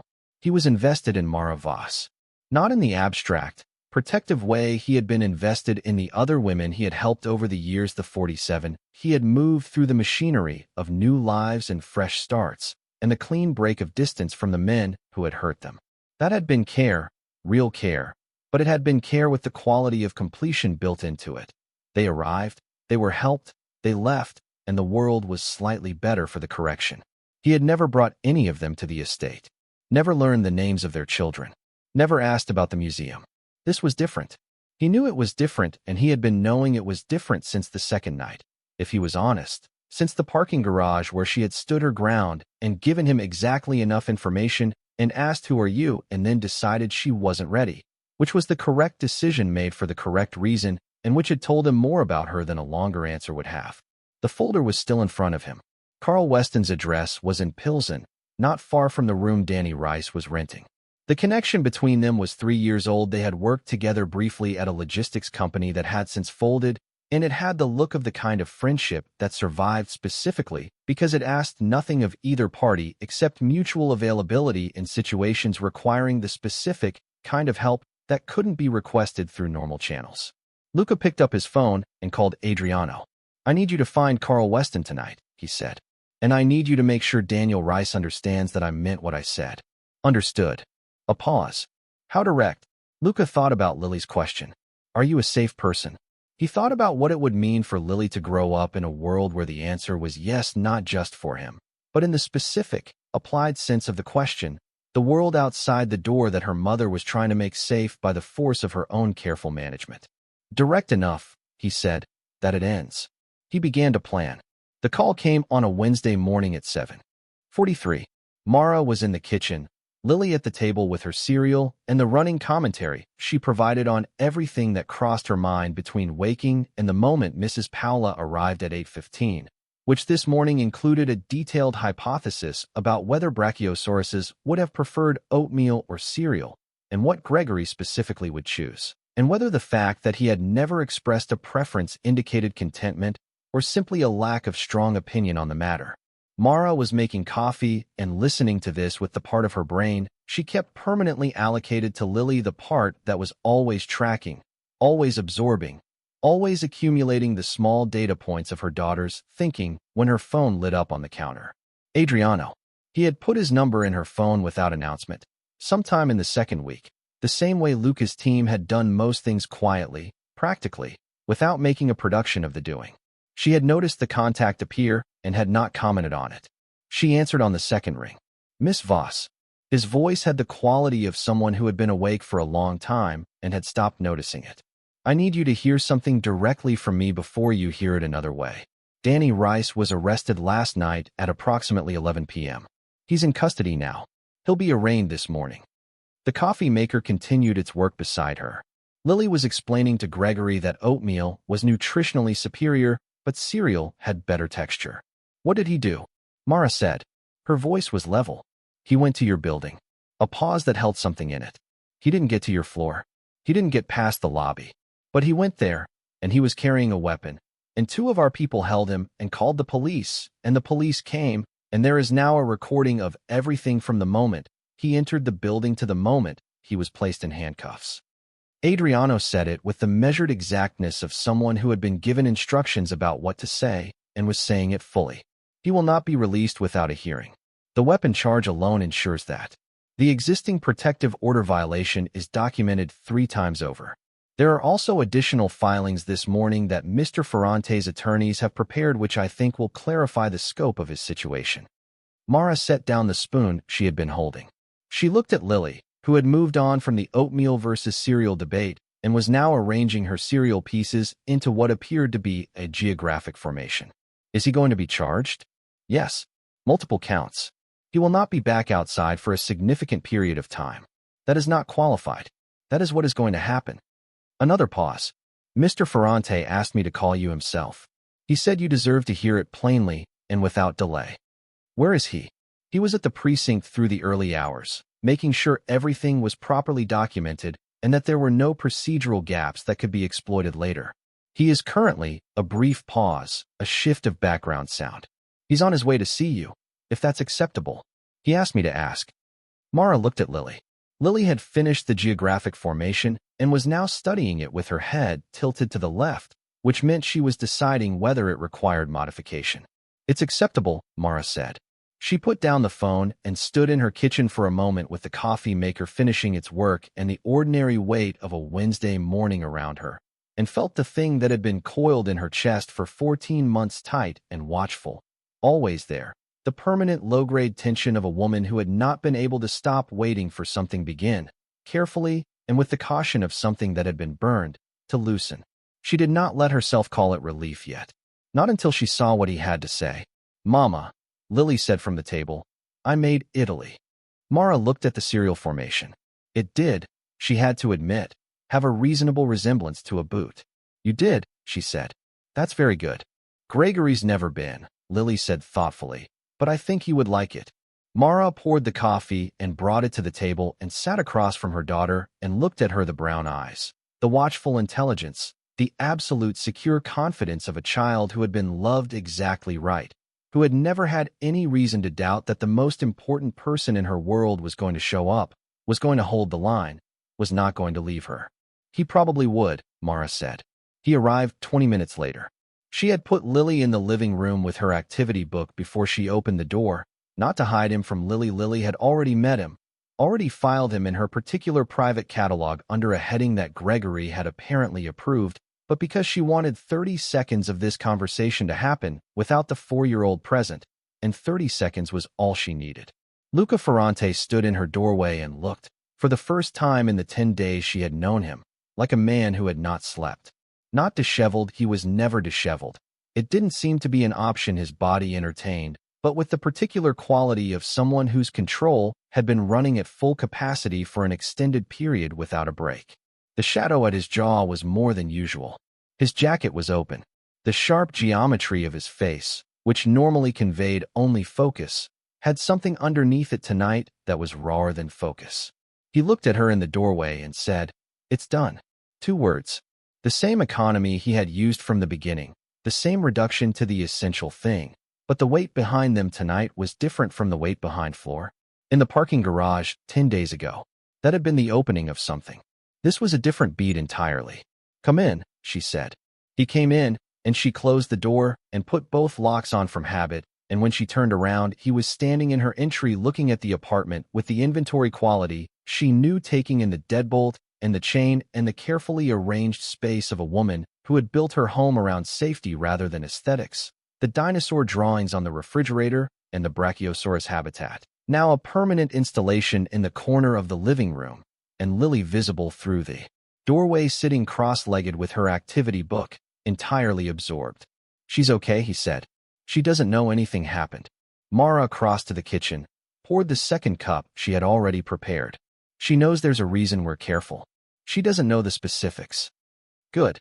He accepted the coffee when she offered it, and his hands, she noticed, were completely steady. Whatever the night had contained, and she understood from Adriano's phrasing that it had contained rather more than phone calls and documentation, he was on the other side of it. She leaned against the counter and looked at him. He stood in her kitchen the way he stood everywhere, the kind of still that was not rigidity but absolute occupation of space. But there was something different in the set of his shoulders tonight, a fractional release that she would not have been able to identify 2 weeks ago, before she had learned the grammar of how he held himself. "Tell me what happened," she said. He told her.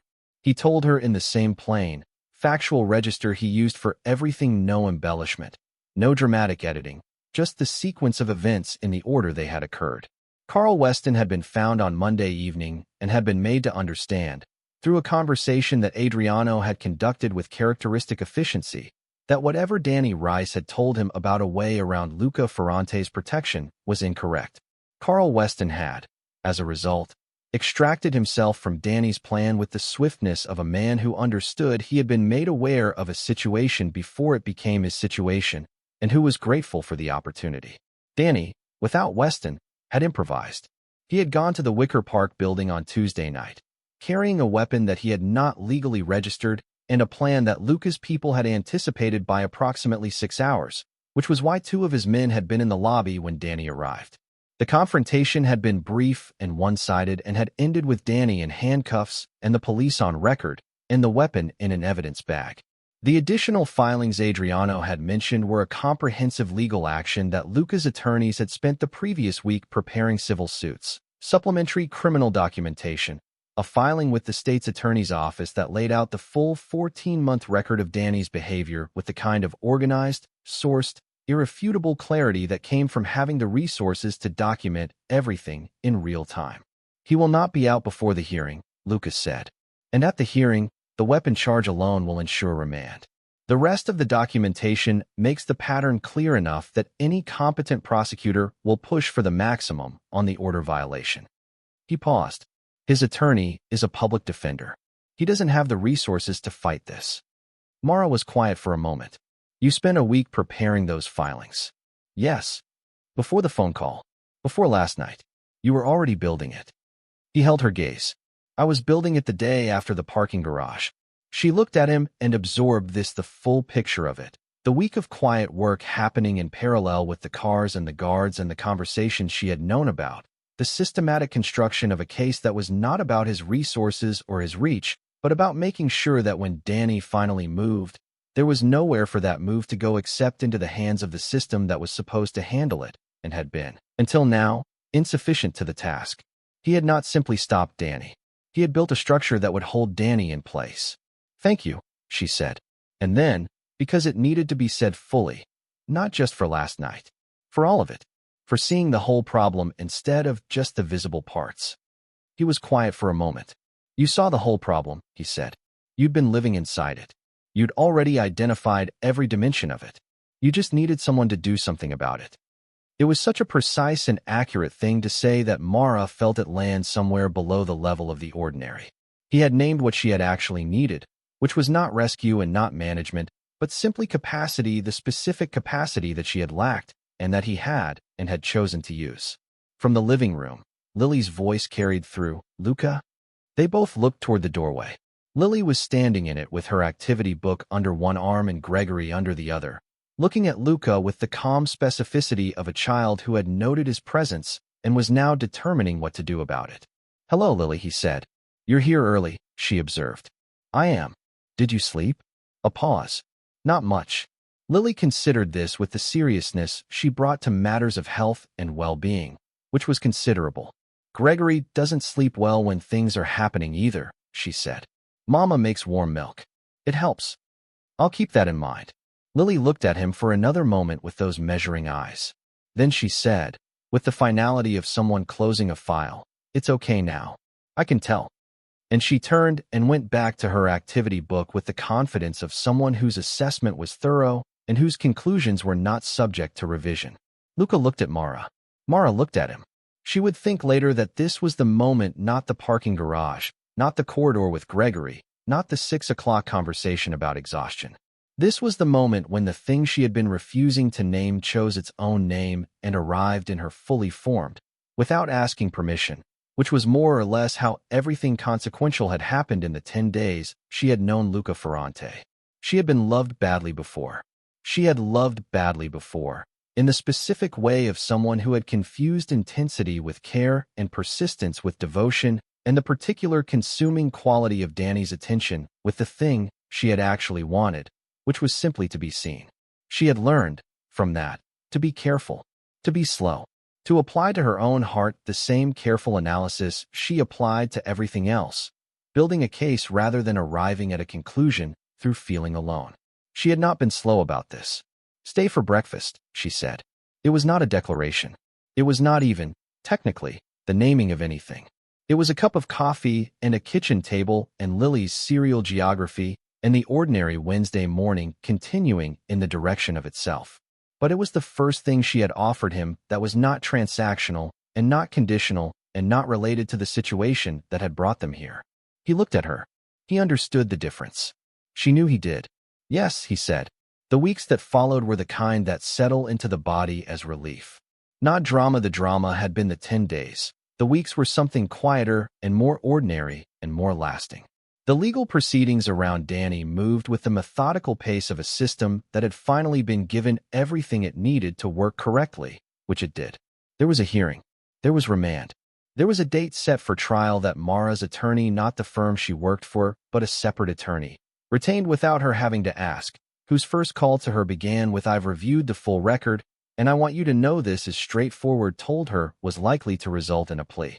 She went to work. She took the train most mornings because the threat level had changed, and she was beginning to rebuild the ordinary geography of her life. The routes she had modified, the places she had stopped going, the small surrenders to fear that she was now, carefully and with the specific pleasure of reclamation, on surrendering. She took Lily to the Nature Museum twice more before December. Lily updated her assessment of the Brachiosaurus exhibit label and discovered that the museum had added a new installation about the late Cretaceous period, which she regarded with the critical engagement of someone whose expertise was not inconsiderable. She texted Luca after the second visit. The museum updated the label. Lily was not mollified. His reply, what were her objections? She relayed them. 3 minutes passed, which was long for him. I'll pass them along to the curatorial department. Mara stared at her phone. You know someone in the curatorial department? Ferrante Holdings funds 3 of their wing restorations. Yes. She sat with that for a moment, then typed, don't you dare. A pause. Then, the label was factually incorrect. She laughed at her phone in the middle of the grocery store cereal aisle, alone, for the first time in longer than she could calculate. He came to Wicker Park for dinner the following Friday, the first time he had been to her apartment voluntarily rather than in the context of a situation requiring management. He brought wine, which she couldn't drink but accepted graciously, and a small book about brachiosauruses that was aimed at children and was, she noted, extremely well-researched, which was either a coincidence or another instance of his complete attention applied to something that mattered to Lily. It was not a coincidence. She knew that already. He did not do coincidences.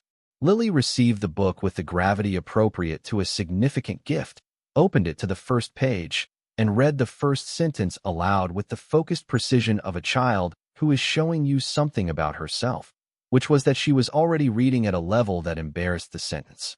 Then she looked up and said, it's accurate, and Lucas said, I thought it might be. And the look he gave Mara over Lily's head was the unguarded one, the one she had first seen in the corridor, and she did not look away from it. After dinner, Lily fell asleep on the couch with the book on her chest and Gregory in the crook of her arm, and Mara sat at the kitchen table across from Luca with the wine and the decaf coffee and the quiet of the apartment around them, and they talked. Not about Danny, not about filings or protective orders or the trial that was still months away. About other things. His grandfather and the building and the specific, complicated inheritance of building something that had to be rebuilt. Her parents, who had died in a car accident when she was 23 and left her with a small amount of money and a very large amount of the particular grief that comes from losing both anchors at once. The degree she had not finished, not because she couldn't, but because finishing it had been, for a period, less urgent than surviving, and she was beginning to think about finishing it now. His brother Nico, who had died 4 years ago, and the quality of the loss that had changed the shape of the 41st floor office from a place of work into something closer to a place of residence, because being in the building was less quiet than being at home. They talk the way people talk when the emergency is over and what is left is just the two of them and a kitchen table and the genuine curiosity of people who have learned something about each other through crisis and want to know the rest. At 10:30, he stood to go. She walked him to the door. He put on his jacket. She checked the deadbolt behind him, both locks, the chain, which was muscle memory that she suspected would take a long time to unlearn and had stopped wanting to hurry. At the door, he paused with his hand on the frame and looked at her with the look she had been reading for 3 weeks now, the one that lived just below the control, that was clearest in the moments between one thing and the next. Mara, he said. Yes. I would like to do this again. She looked at him. The honest, inventory look that she had used on him from the beginning and that he had always held still for, always permitted, because he understood that she was doing necessary work and he was not going to interrupt it. Dinner, she said. And whatever comes after dinner, if you want there to be something after. He said it with the same precision he brought to every true statement, not asking for more than she was ready to give, not implying that readiness was a standard she was failing to meet. Simply stating availability. Here's where I am. You can meet me there or not. She had thought about what came after dinner in the way she thought about everything consequential carefully, from the ground up, building the case rather than arriving at the conclusion through feeling. She had looked at what she knew, which was considerable now. She had looked at what she felt, which was the named thing, the thing that had been arriving for 3 weeks, and had arrived fully on Wednesday morning in her kitchen when he said it's done, and looked at her daughter in the doorway, and accepted her verdict from a 4-year-old with complete seriousness. She had looked at what she feared, which was less than she had expected. Nothing. She was a woman who had good reasons to fear, and she did not intend to stop using them. But the quality of it was different now, shaped differently, because what she was comparing him to was not some general category of men, but the specific record of 10 days of choices that she had witnessed in full, documented in her own careful way, and found to mean what they seemed to mean. "I want there to be something after," she said. He looked at her for a moment. She looked back. The city moved outside the windows with its usual indifference, and the apartment was quiet behind her, and Lily was asleep on the couch with a book about dinosaurs on her chest. He leaned forward and pressed his lips to her forehead. Not a small gesture, it was not delivered as a small gesture. It had the deliberateness of something chosen, something meant to land. It landed. "Good night, Mara," he said. "Good night," she said. She locked the door behind him and stood in the entry for a moment with her hand on the chain. Then she went back to the kitchen and washed the dinner dishes and looked in on Lily and moved the Brachiosaurus book off her chest without waking her. And she thought about what came next in the way she had been thinking about everything else lately, not from a position of fear, not from the defensive crouch of a woman managing threat, but from the particular forward-facing quality of someone who had land beneath her feet again and was beginning to remember what it felt like to walk. The trial happened in February, by which point it had become a plea. Danny's attorney appointed, overworked, efficient in the specific way of public defenders who understood exactly what they were working with, had assessed the documentation and advised his client that the gap between what they could contest and what had been irrefutably established was not a gap that could be bridged by any available means. Danny pleaded guilty to the weapon charge and 3 counts of protective order violation and was sentenced in a courtroom that Mara attended alone, except for the attorney who sat beside her and the 2 of Luca's people she noticed in the gallery without acknowledging. She wore the gray blazer she wore to depositions, the one that made her feel precise and capable, because this was a proceeding and she was going to attend it as what she was. The injured party who had documented her own survival with meticulous care and who was going to sit in this room and let the record speak and not require the moment to be anything other than what it was. The conclusion of a process. The system doing, finally, correctly, the thing it had been too slow and too insufficient to do for 14 months. She did not speak at the sentencing. She had the right to. She had thought about exercising it. She had drafted something, 2 paragraphs on her laptop on a Sunday evening with Lily asleep and the apartment quiet, and had read it back and found it true and complete, and then had decided, sitting with it for another hour, that she had already said everything she needed to say by being there, by the record that existed, by the 14 months of documented survival that had accumulated into this room and this moment and this conclusion. The document was already its own statement. She did not need to add to it. She deleted the draft and closed the laptop and sat at the kitchen table and felt, not emptiness, but the particular settling of something that has been held for a long time being gently set down. The judge sentenced Danny to 4 years and delivered, in the brief remarks that preceded the sentence, a summation of the pattern of behavior in the record that was so accurate and so plainly stated that Mara sat in the hard wooden chair and felt the last of the coiled tightness leave her chest with a slowness that was, after all that time, almost painful. Not the loosening of something small. The loosening of something she had stopped being able to fully measure because she had been inside it for so long that it had started to feel structural. She walked out of the courthouse into a February afternoon that was cold enough to see her breath and clear enough to see all the way to the lake, and she stood on the steps for a moment with her face tilted up toward a sky that was the hard pale blue of winter finally getting serious, and she breathed. Her phone buzzed. Luca. She didn't read the message yet. She stood on the courthouse steps and breathed the cold air and let the moment be exactly what it was, the end of one thing, the unobstructed beginning of another, and then she put the phone in her pocket and walked down the steps and into the city, which was the same city it had always been and felt, in every practical and unmistakable sense, entirely different. She read his message in the cab home. "How are you?" "Good," she wrote back, and then, before she could make it more complicated than it was, "Really good. It's done." His reply came in 2 seconds. "Come to dinner tonight. My place." She had not been to Ferrante Tower outside of working hours, had not been to the 41st floor in the evening, had not seen the office that was also a residence in the context that made it what it was. She understood the invitation for what it was, not the forehead at the door, which had been a beginning, but the next thing after the beginning, which was the thing she had said she wanted.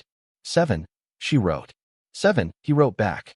She came home and told Mrs. Paula she needed her for the evening, and Mrs. Paula said, "Of course, dear," with the satisfaction of someone who had been waiting for this particular development and had several opinions about it, none of which she shared because she was a woman of excellent judgment who understood that some moments required only the logistics and not the commentary. Lily was in the bath when Mara got home, conducting what sounded like a detailed negotiation between two bath toys about territory rights, and Mara sat on the edge of the tub and said, "I'm going out tonight.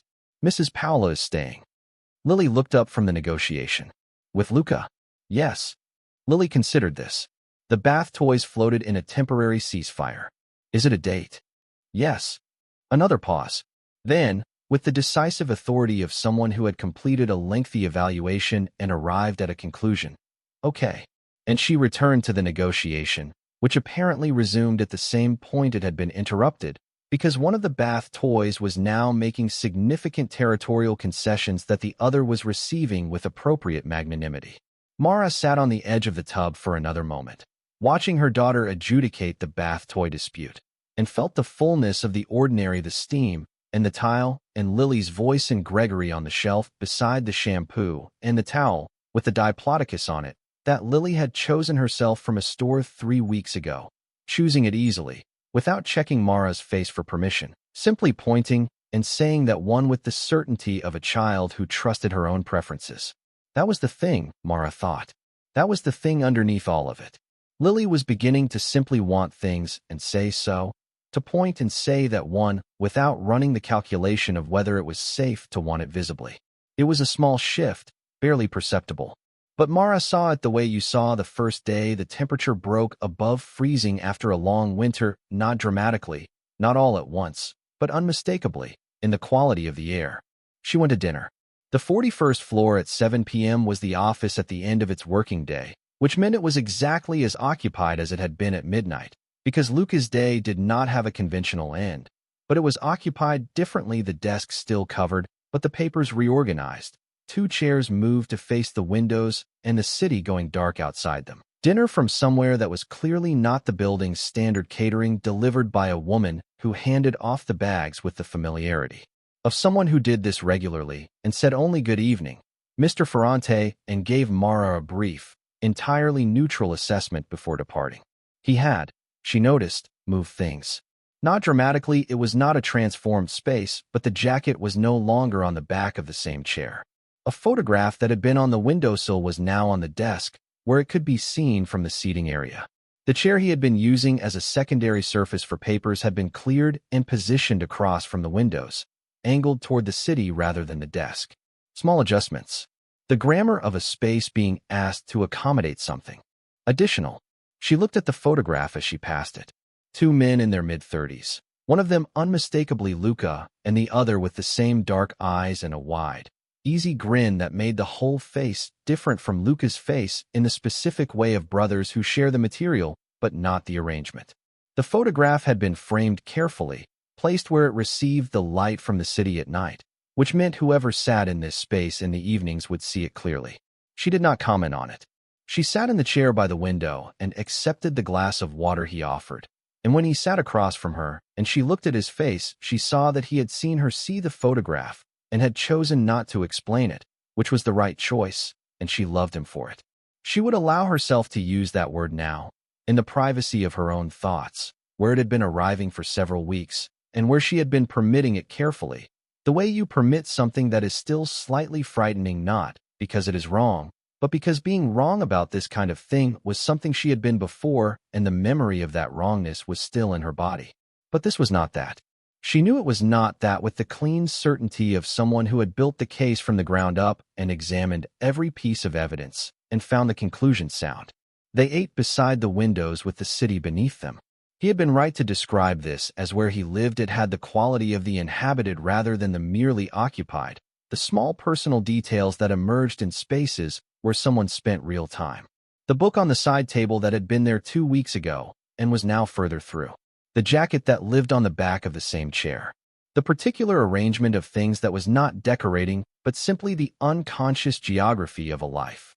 She looked at all of it and thought about a man who had built his life into the same space as his work because the alternative was a home that was too quiet, and who had apparently been doing this without complaint or apology for long enough that it had become simply how things were. "You should go home more," she said. He looked at her. "Why?" "Because this is your office." "I'm going home more lately," he said. And the way he said it, the exact, deliberate quality of it, the word lately, told her what he meant by home without him having to say the rest. She looked at him for a moment. Then she looked at the city. "I'm going back to school," she said. "In the spring. I found a program, evenings and weekends. I can finish the degree while I'm working." "What's the degree?" "Business and law. I was 2 years in before I stopped." She looked at the lights spread below them. "I stopped because surviving was more urgent." "Surviving isn't more urgent now." "No," he said. "It isn't." She felt him looking at her and turned her head to find the unguarded version of his face, the one that appeared in the moments between one thing and the next, the one she had been learning since the corridor with Gregory, and that she was not, she realized, ever going to stop wanting to look at. "I'm not fragile," she said. "I want you to know that. Not anymore. I was managing something for a long time, and I was doing it alone, and that was what was required. But that's not what this is. I'm not going to need managing." "I know," he said. "I'm saying it because I want to be clear. Not because I think you think I'm fragile. Because I want it said." "Then it's said." He held her gaze. "And for the same reason, I'm not going to stop seeing things that need doing and doing them. That's not going to change. But I heard you in October when you said ask next time, and I'm still hearing it." She nodded once. The terms of the thing, stated plainly, by two people who had both earned the right to state terms plainly and who understood that stating them was not a lack of trust but the foundation of it. "Okay," she said. "Okay," he said. She looked back at the city. Outside the windows, the lake was black to the east and the grid of lights stretched in every direction, the infrastructure of millions of lives running their separate currents through the cold February dark. Somewhere on the south side, Danny Rice was in a holding facility waiting for transfer. Somewhere in Wicker Park, Lily was asleep with Gregory and the Brachiosaurus book and the certainty of a child who knew exactly where her mother was and that her mother was going to come home. Mara sat beside the windows in a chair that belonged to a man who had come to a parking garage at midnight for a wrong number text and felt the specific, grounded quality of a life that was hers. Fully, without reservation, in every direction she could see. This is what it looks like when something ends the right way. Not with a dramatic reversal, not with the sudden arrival of everything that was missing, but with the slow, structural change that happens when the weight you have been carrying is set down and you discover that you are still standing, that your legs held, that the person standing beside you is someone you chose with your eyes open, from a position of knowledge rather than need. Mara Voss had spent 14 months making herself smaller, quieter, harder to find. She had built a life in the margins of her own fear with such skill and such care that the life itself was genuinely good. Lily and the dinosaurs and Mrs. Paula and the cases she worked and the degree she was going back to finish and the apartment in Wicker Park where she had fought for her daughter's sense of safety every single day and won. She had not been rescued. She had been resourced. She had been given capacity she lacked by someone who had it in abundance and chose to use it in her direction. And what she had done with that capacity was finish what she had already been doing. That was the truth of it. That was what made it different. There is a kind of strength that only becomes visible in retrospect that you cannot see clearly when you are inside it, because you are too focused on the next step, the next locked door, the next morning of holding yourself together in the cereal aisle while your daughter explains Brachiosaurus anatomy to a stranger. You only see it from the other side, looking back at all the days you stayed. All the mornings you got up and made the coffee and packed the bag and walked out the door into a city that felt dangerous and did it anyway. All the nights you checked the locks and set the chain and decided, one more time, that leaving was not an option because leaving meant Lily lost the mother she needed and you were not going to let that happen. That is what the strength was made of. Not the dramatic moments, not the courthouse, not the parking garage, not the Wednesday morning phone call with the coffee maker running beside her. Those were just the moments where the strength was confirmed. The strength was made in the ordinary days, the Tuesday evenings and the Thursday mornings and the Sunday afternoons building dinosaur habitats out of couch cushions and deciding, incrementally, without announcement, that you were not going to let fear be the last word. A man can open a door, but only you can walk through it.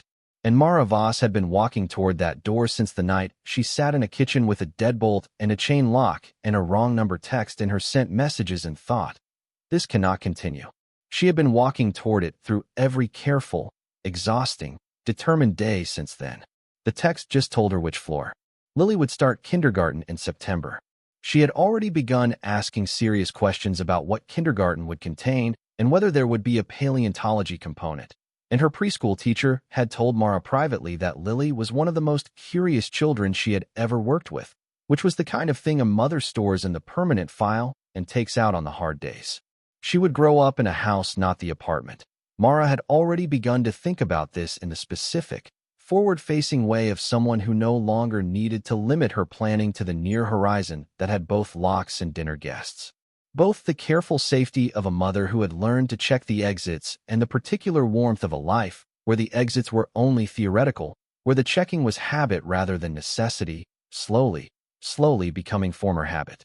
She would grow up knowing that the people who loved her would say what they meant and do what they said and ask the right questions and listen to the answers, and that she was allowed to ask if people were safe, and that her perceptions were information and her feelings were valid, and her Brachiosaurus went everywhere with her for as long as she needed him to. She would grow up knowing she was not invisible. That was what all of it had been for. Not the legal victory, not the sentencing, not the specific resolution of the specific threat. All of that mattered, but underneath all of that was the simpler thing. A 4-year-old who said okay in the bathtub when her mother said she was going on a date, who said it easily, without fear, without checking her mother's face for a sign of what was allowed, simply okay, and returned to the bath toys with the confidence of a child whose world was solid. That was the measure of it. That was everything. Mara looked at the city and thought about a woman who had stood in a parking structure not quite 4 months ago and done the math that women do in parking structures at night, and who had typed the wrong number into her phone in a moment of fear, and who had typed floor 2 to a stranger because she had no better options, and because the stranger had answered with the word floor like location was the only thing that mattered, which it was. She thought about what it cost to be careful for a long time. The specific tax of it, paid in small daily increments until you stopped noticing the paying. And she thought about what it felt like to notice, one day, that the paying had stopped not because she had stopped being careful, but because careful had changed its quality, had become the choosing kind rather than the enduring kind, the kind you did from a position of solid ground rather than from the position of someone trying to stay upright on shifting terrain. She looked at Luca. He was looking at the city. The control was there, as it always was, but the particular quality of it tonight was different, not the management of something, but simply how he was. How he was in a room where he did not need to be anything except himself. She thought, I am going to know this person for a long time. And the thought arrived without anxiety, without the careful qualification she would have applied to it 3 months ago. It arrived as fact. Tell me something you've never told anyone, she said. He looked at her. A pause. I hate the 41st floor. She waited. I chose it because it was the highest working floor, and because the view covers the whole city, and because there are no neighbors between me and the roof. And I have worked there for 8 years and I hate it. I would have worked somewhere else a long time ago. But after Nico died, it was the last place where things were still arranged the way they were when he was alive, and I didn't want to move anything. He said it with the same plainness he said everything, but this one cost more. She could tell. What was he like, she said. Funny, Lucas said, without hesitation. He was the funniest person I've ever known. He made this building feel like a place people lived. A pause. I've been trying to make it feel like that again. Mara looked at him. You can move things, she said. He would know you were keeping the memory, not the arrangement. A long pause. Then Luca looked at her with the unguarded face. The one she was going to keep seeing for a long time. Yes, he said. I think that's right. They sat with the city for a while after that, not talking, not needing to. The dinner finished, and the wine finished, and the dark deepened, and at some point she became aware that this was simply 2 people being in a room together without the press of any emergency, without the thing that had been keeping them company since October, and that the room did not feel empty without it. It felt full. She went home at 11 to Lily and Mrs. Paula and the 2 locks and the chain, and she locked the door behind her and stood in the entry and let the quiet of the apartment settle around her. Everything exactly where she had left it. Everything exactly hers. Mrs. Paolo was asleep on the couch with the television on low, the comfortable unconsciousness of someone who had done this 100 times and felt entirely at home doing it. And Mara turned the television off and tucked the throw blanket a little higher over her shoulder and let herself feel, for a moment, the genuine fullness of these specific people in this specific apartment, all of them safe, all of them exactly where they were supposed to be. She went to check on Lily. Lily was on her back with her arms flung wide and her mouth slightly open and Gregory pressed against her cheek, and she was completely, utterly, safely asleep. The Brachiosaurus book was on the nightstand with a corner turned down on the page she'd been reading, the page that apparently contained an important note she intended to return to. The nightlight threw its small warm circle on the floor beside the bed. On the wall above the bed, in a frame that Mara had chosen from a craft store and Lily had painted herself with careful blue and green paint, was a drawing Lily had made 3 weeks ago. 2 figures, one tall and one small, with a third figure slightly to the side, drawn with the spiky insistence of crayon, under a sky full of circles that might have been stars or might have been very enthusiastic polka dots. Beneath the drawing, in the labored letters of a child who had just learned them and was deploying them with total commitment, Lily had written, U.S. Mara stood in the doorway looking at her daughter and at the drawing and at the nightlight circle on the floor. She thought, we are okay. The real kind. The kind that doesn't need qualifying, that doesn't come with the asterisk of, but let's see how long it holds, that does not require the constant expenditure of effort just to maintain itself. The kind that simply is, the way solid ground simply is not because nothing will ever be difficult again, but because the foundation is real and the people standing on it have proven they can stand. She thought about a wrong number text and a man who had answered with a single word, and about the specific, unpredictable grace of the thing that happens when you reach for help in the dark and find someone reaching back. Not because he was obligated to, not because it was convenient, because it was in front of him and he was not the kind of person who walked past things that were in front of him. She thought about the nightlight. Still there. Still on. You know he's there. She reached into the room and smoothed the blanket over Lily's shoulder and felt Lily shift slightly into the warmth of it without waking. The instinctive and complete trust of a child who had never once, not even once, doubted that her mother would come home. She reached up and touched the corner of the drawing, the 3 crayon figures, the enthusiastic polka dot sky, the single word written in careful labored letters by the most important person in the world. Then she turned off the hall light and walked to her own room through the dark apartment, and she was not afraid. Not a little afraid, managing it. Not afraid and choosing to move anyway, which was bravery, but also a kind of tax. Simply, plainly, with no qualification required, not afraid. The nightlight held its circle. Lily breathed her small, even breath. And in the apartment in Wicker Park, with the 2 locks and the chain and the dinosaur habitat in the corner, Mara Voss went to sleep in the ordinary, extraordinary dark. Thank you so much for staying until the end. If this story stayed with you, the videos on your screen right now were made for you. I think you'll love them. Subscribe if you haven't already, and I'll see you in the next one.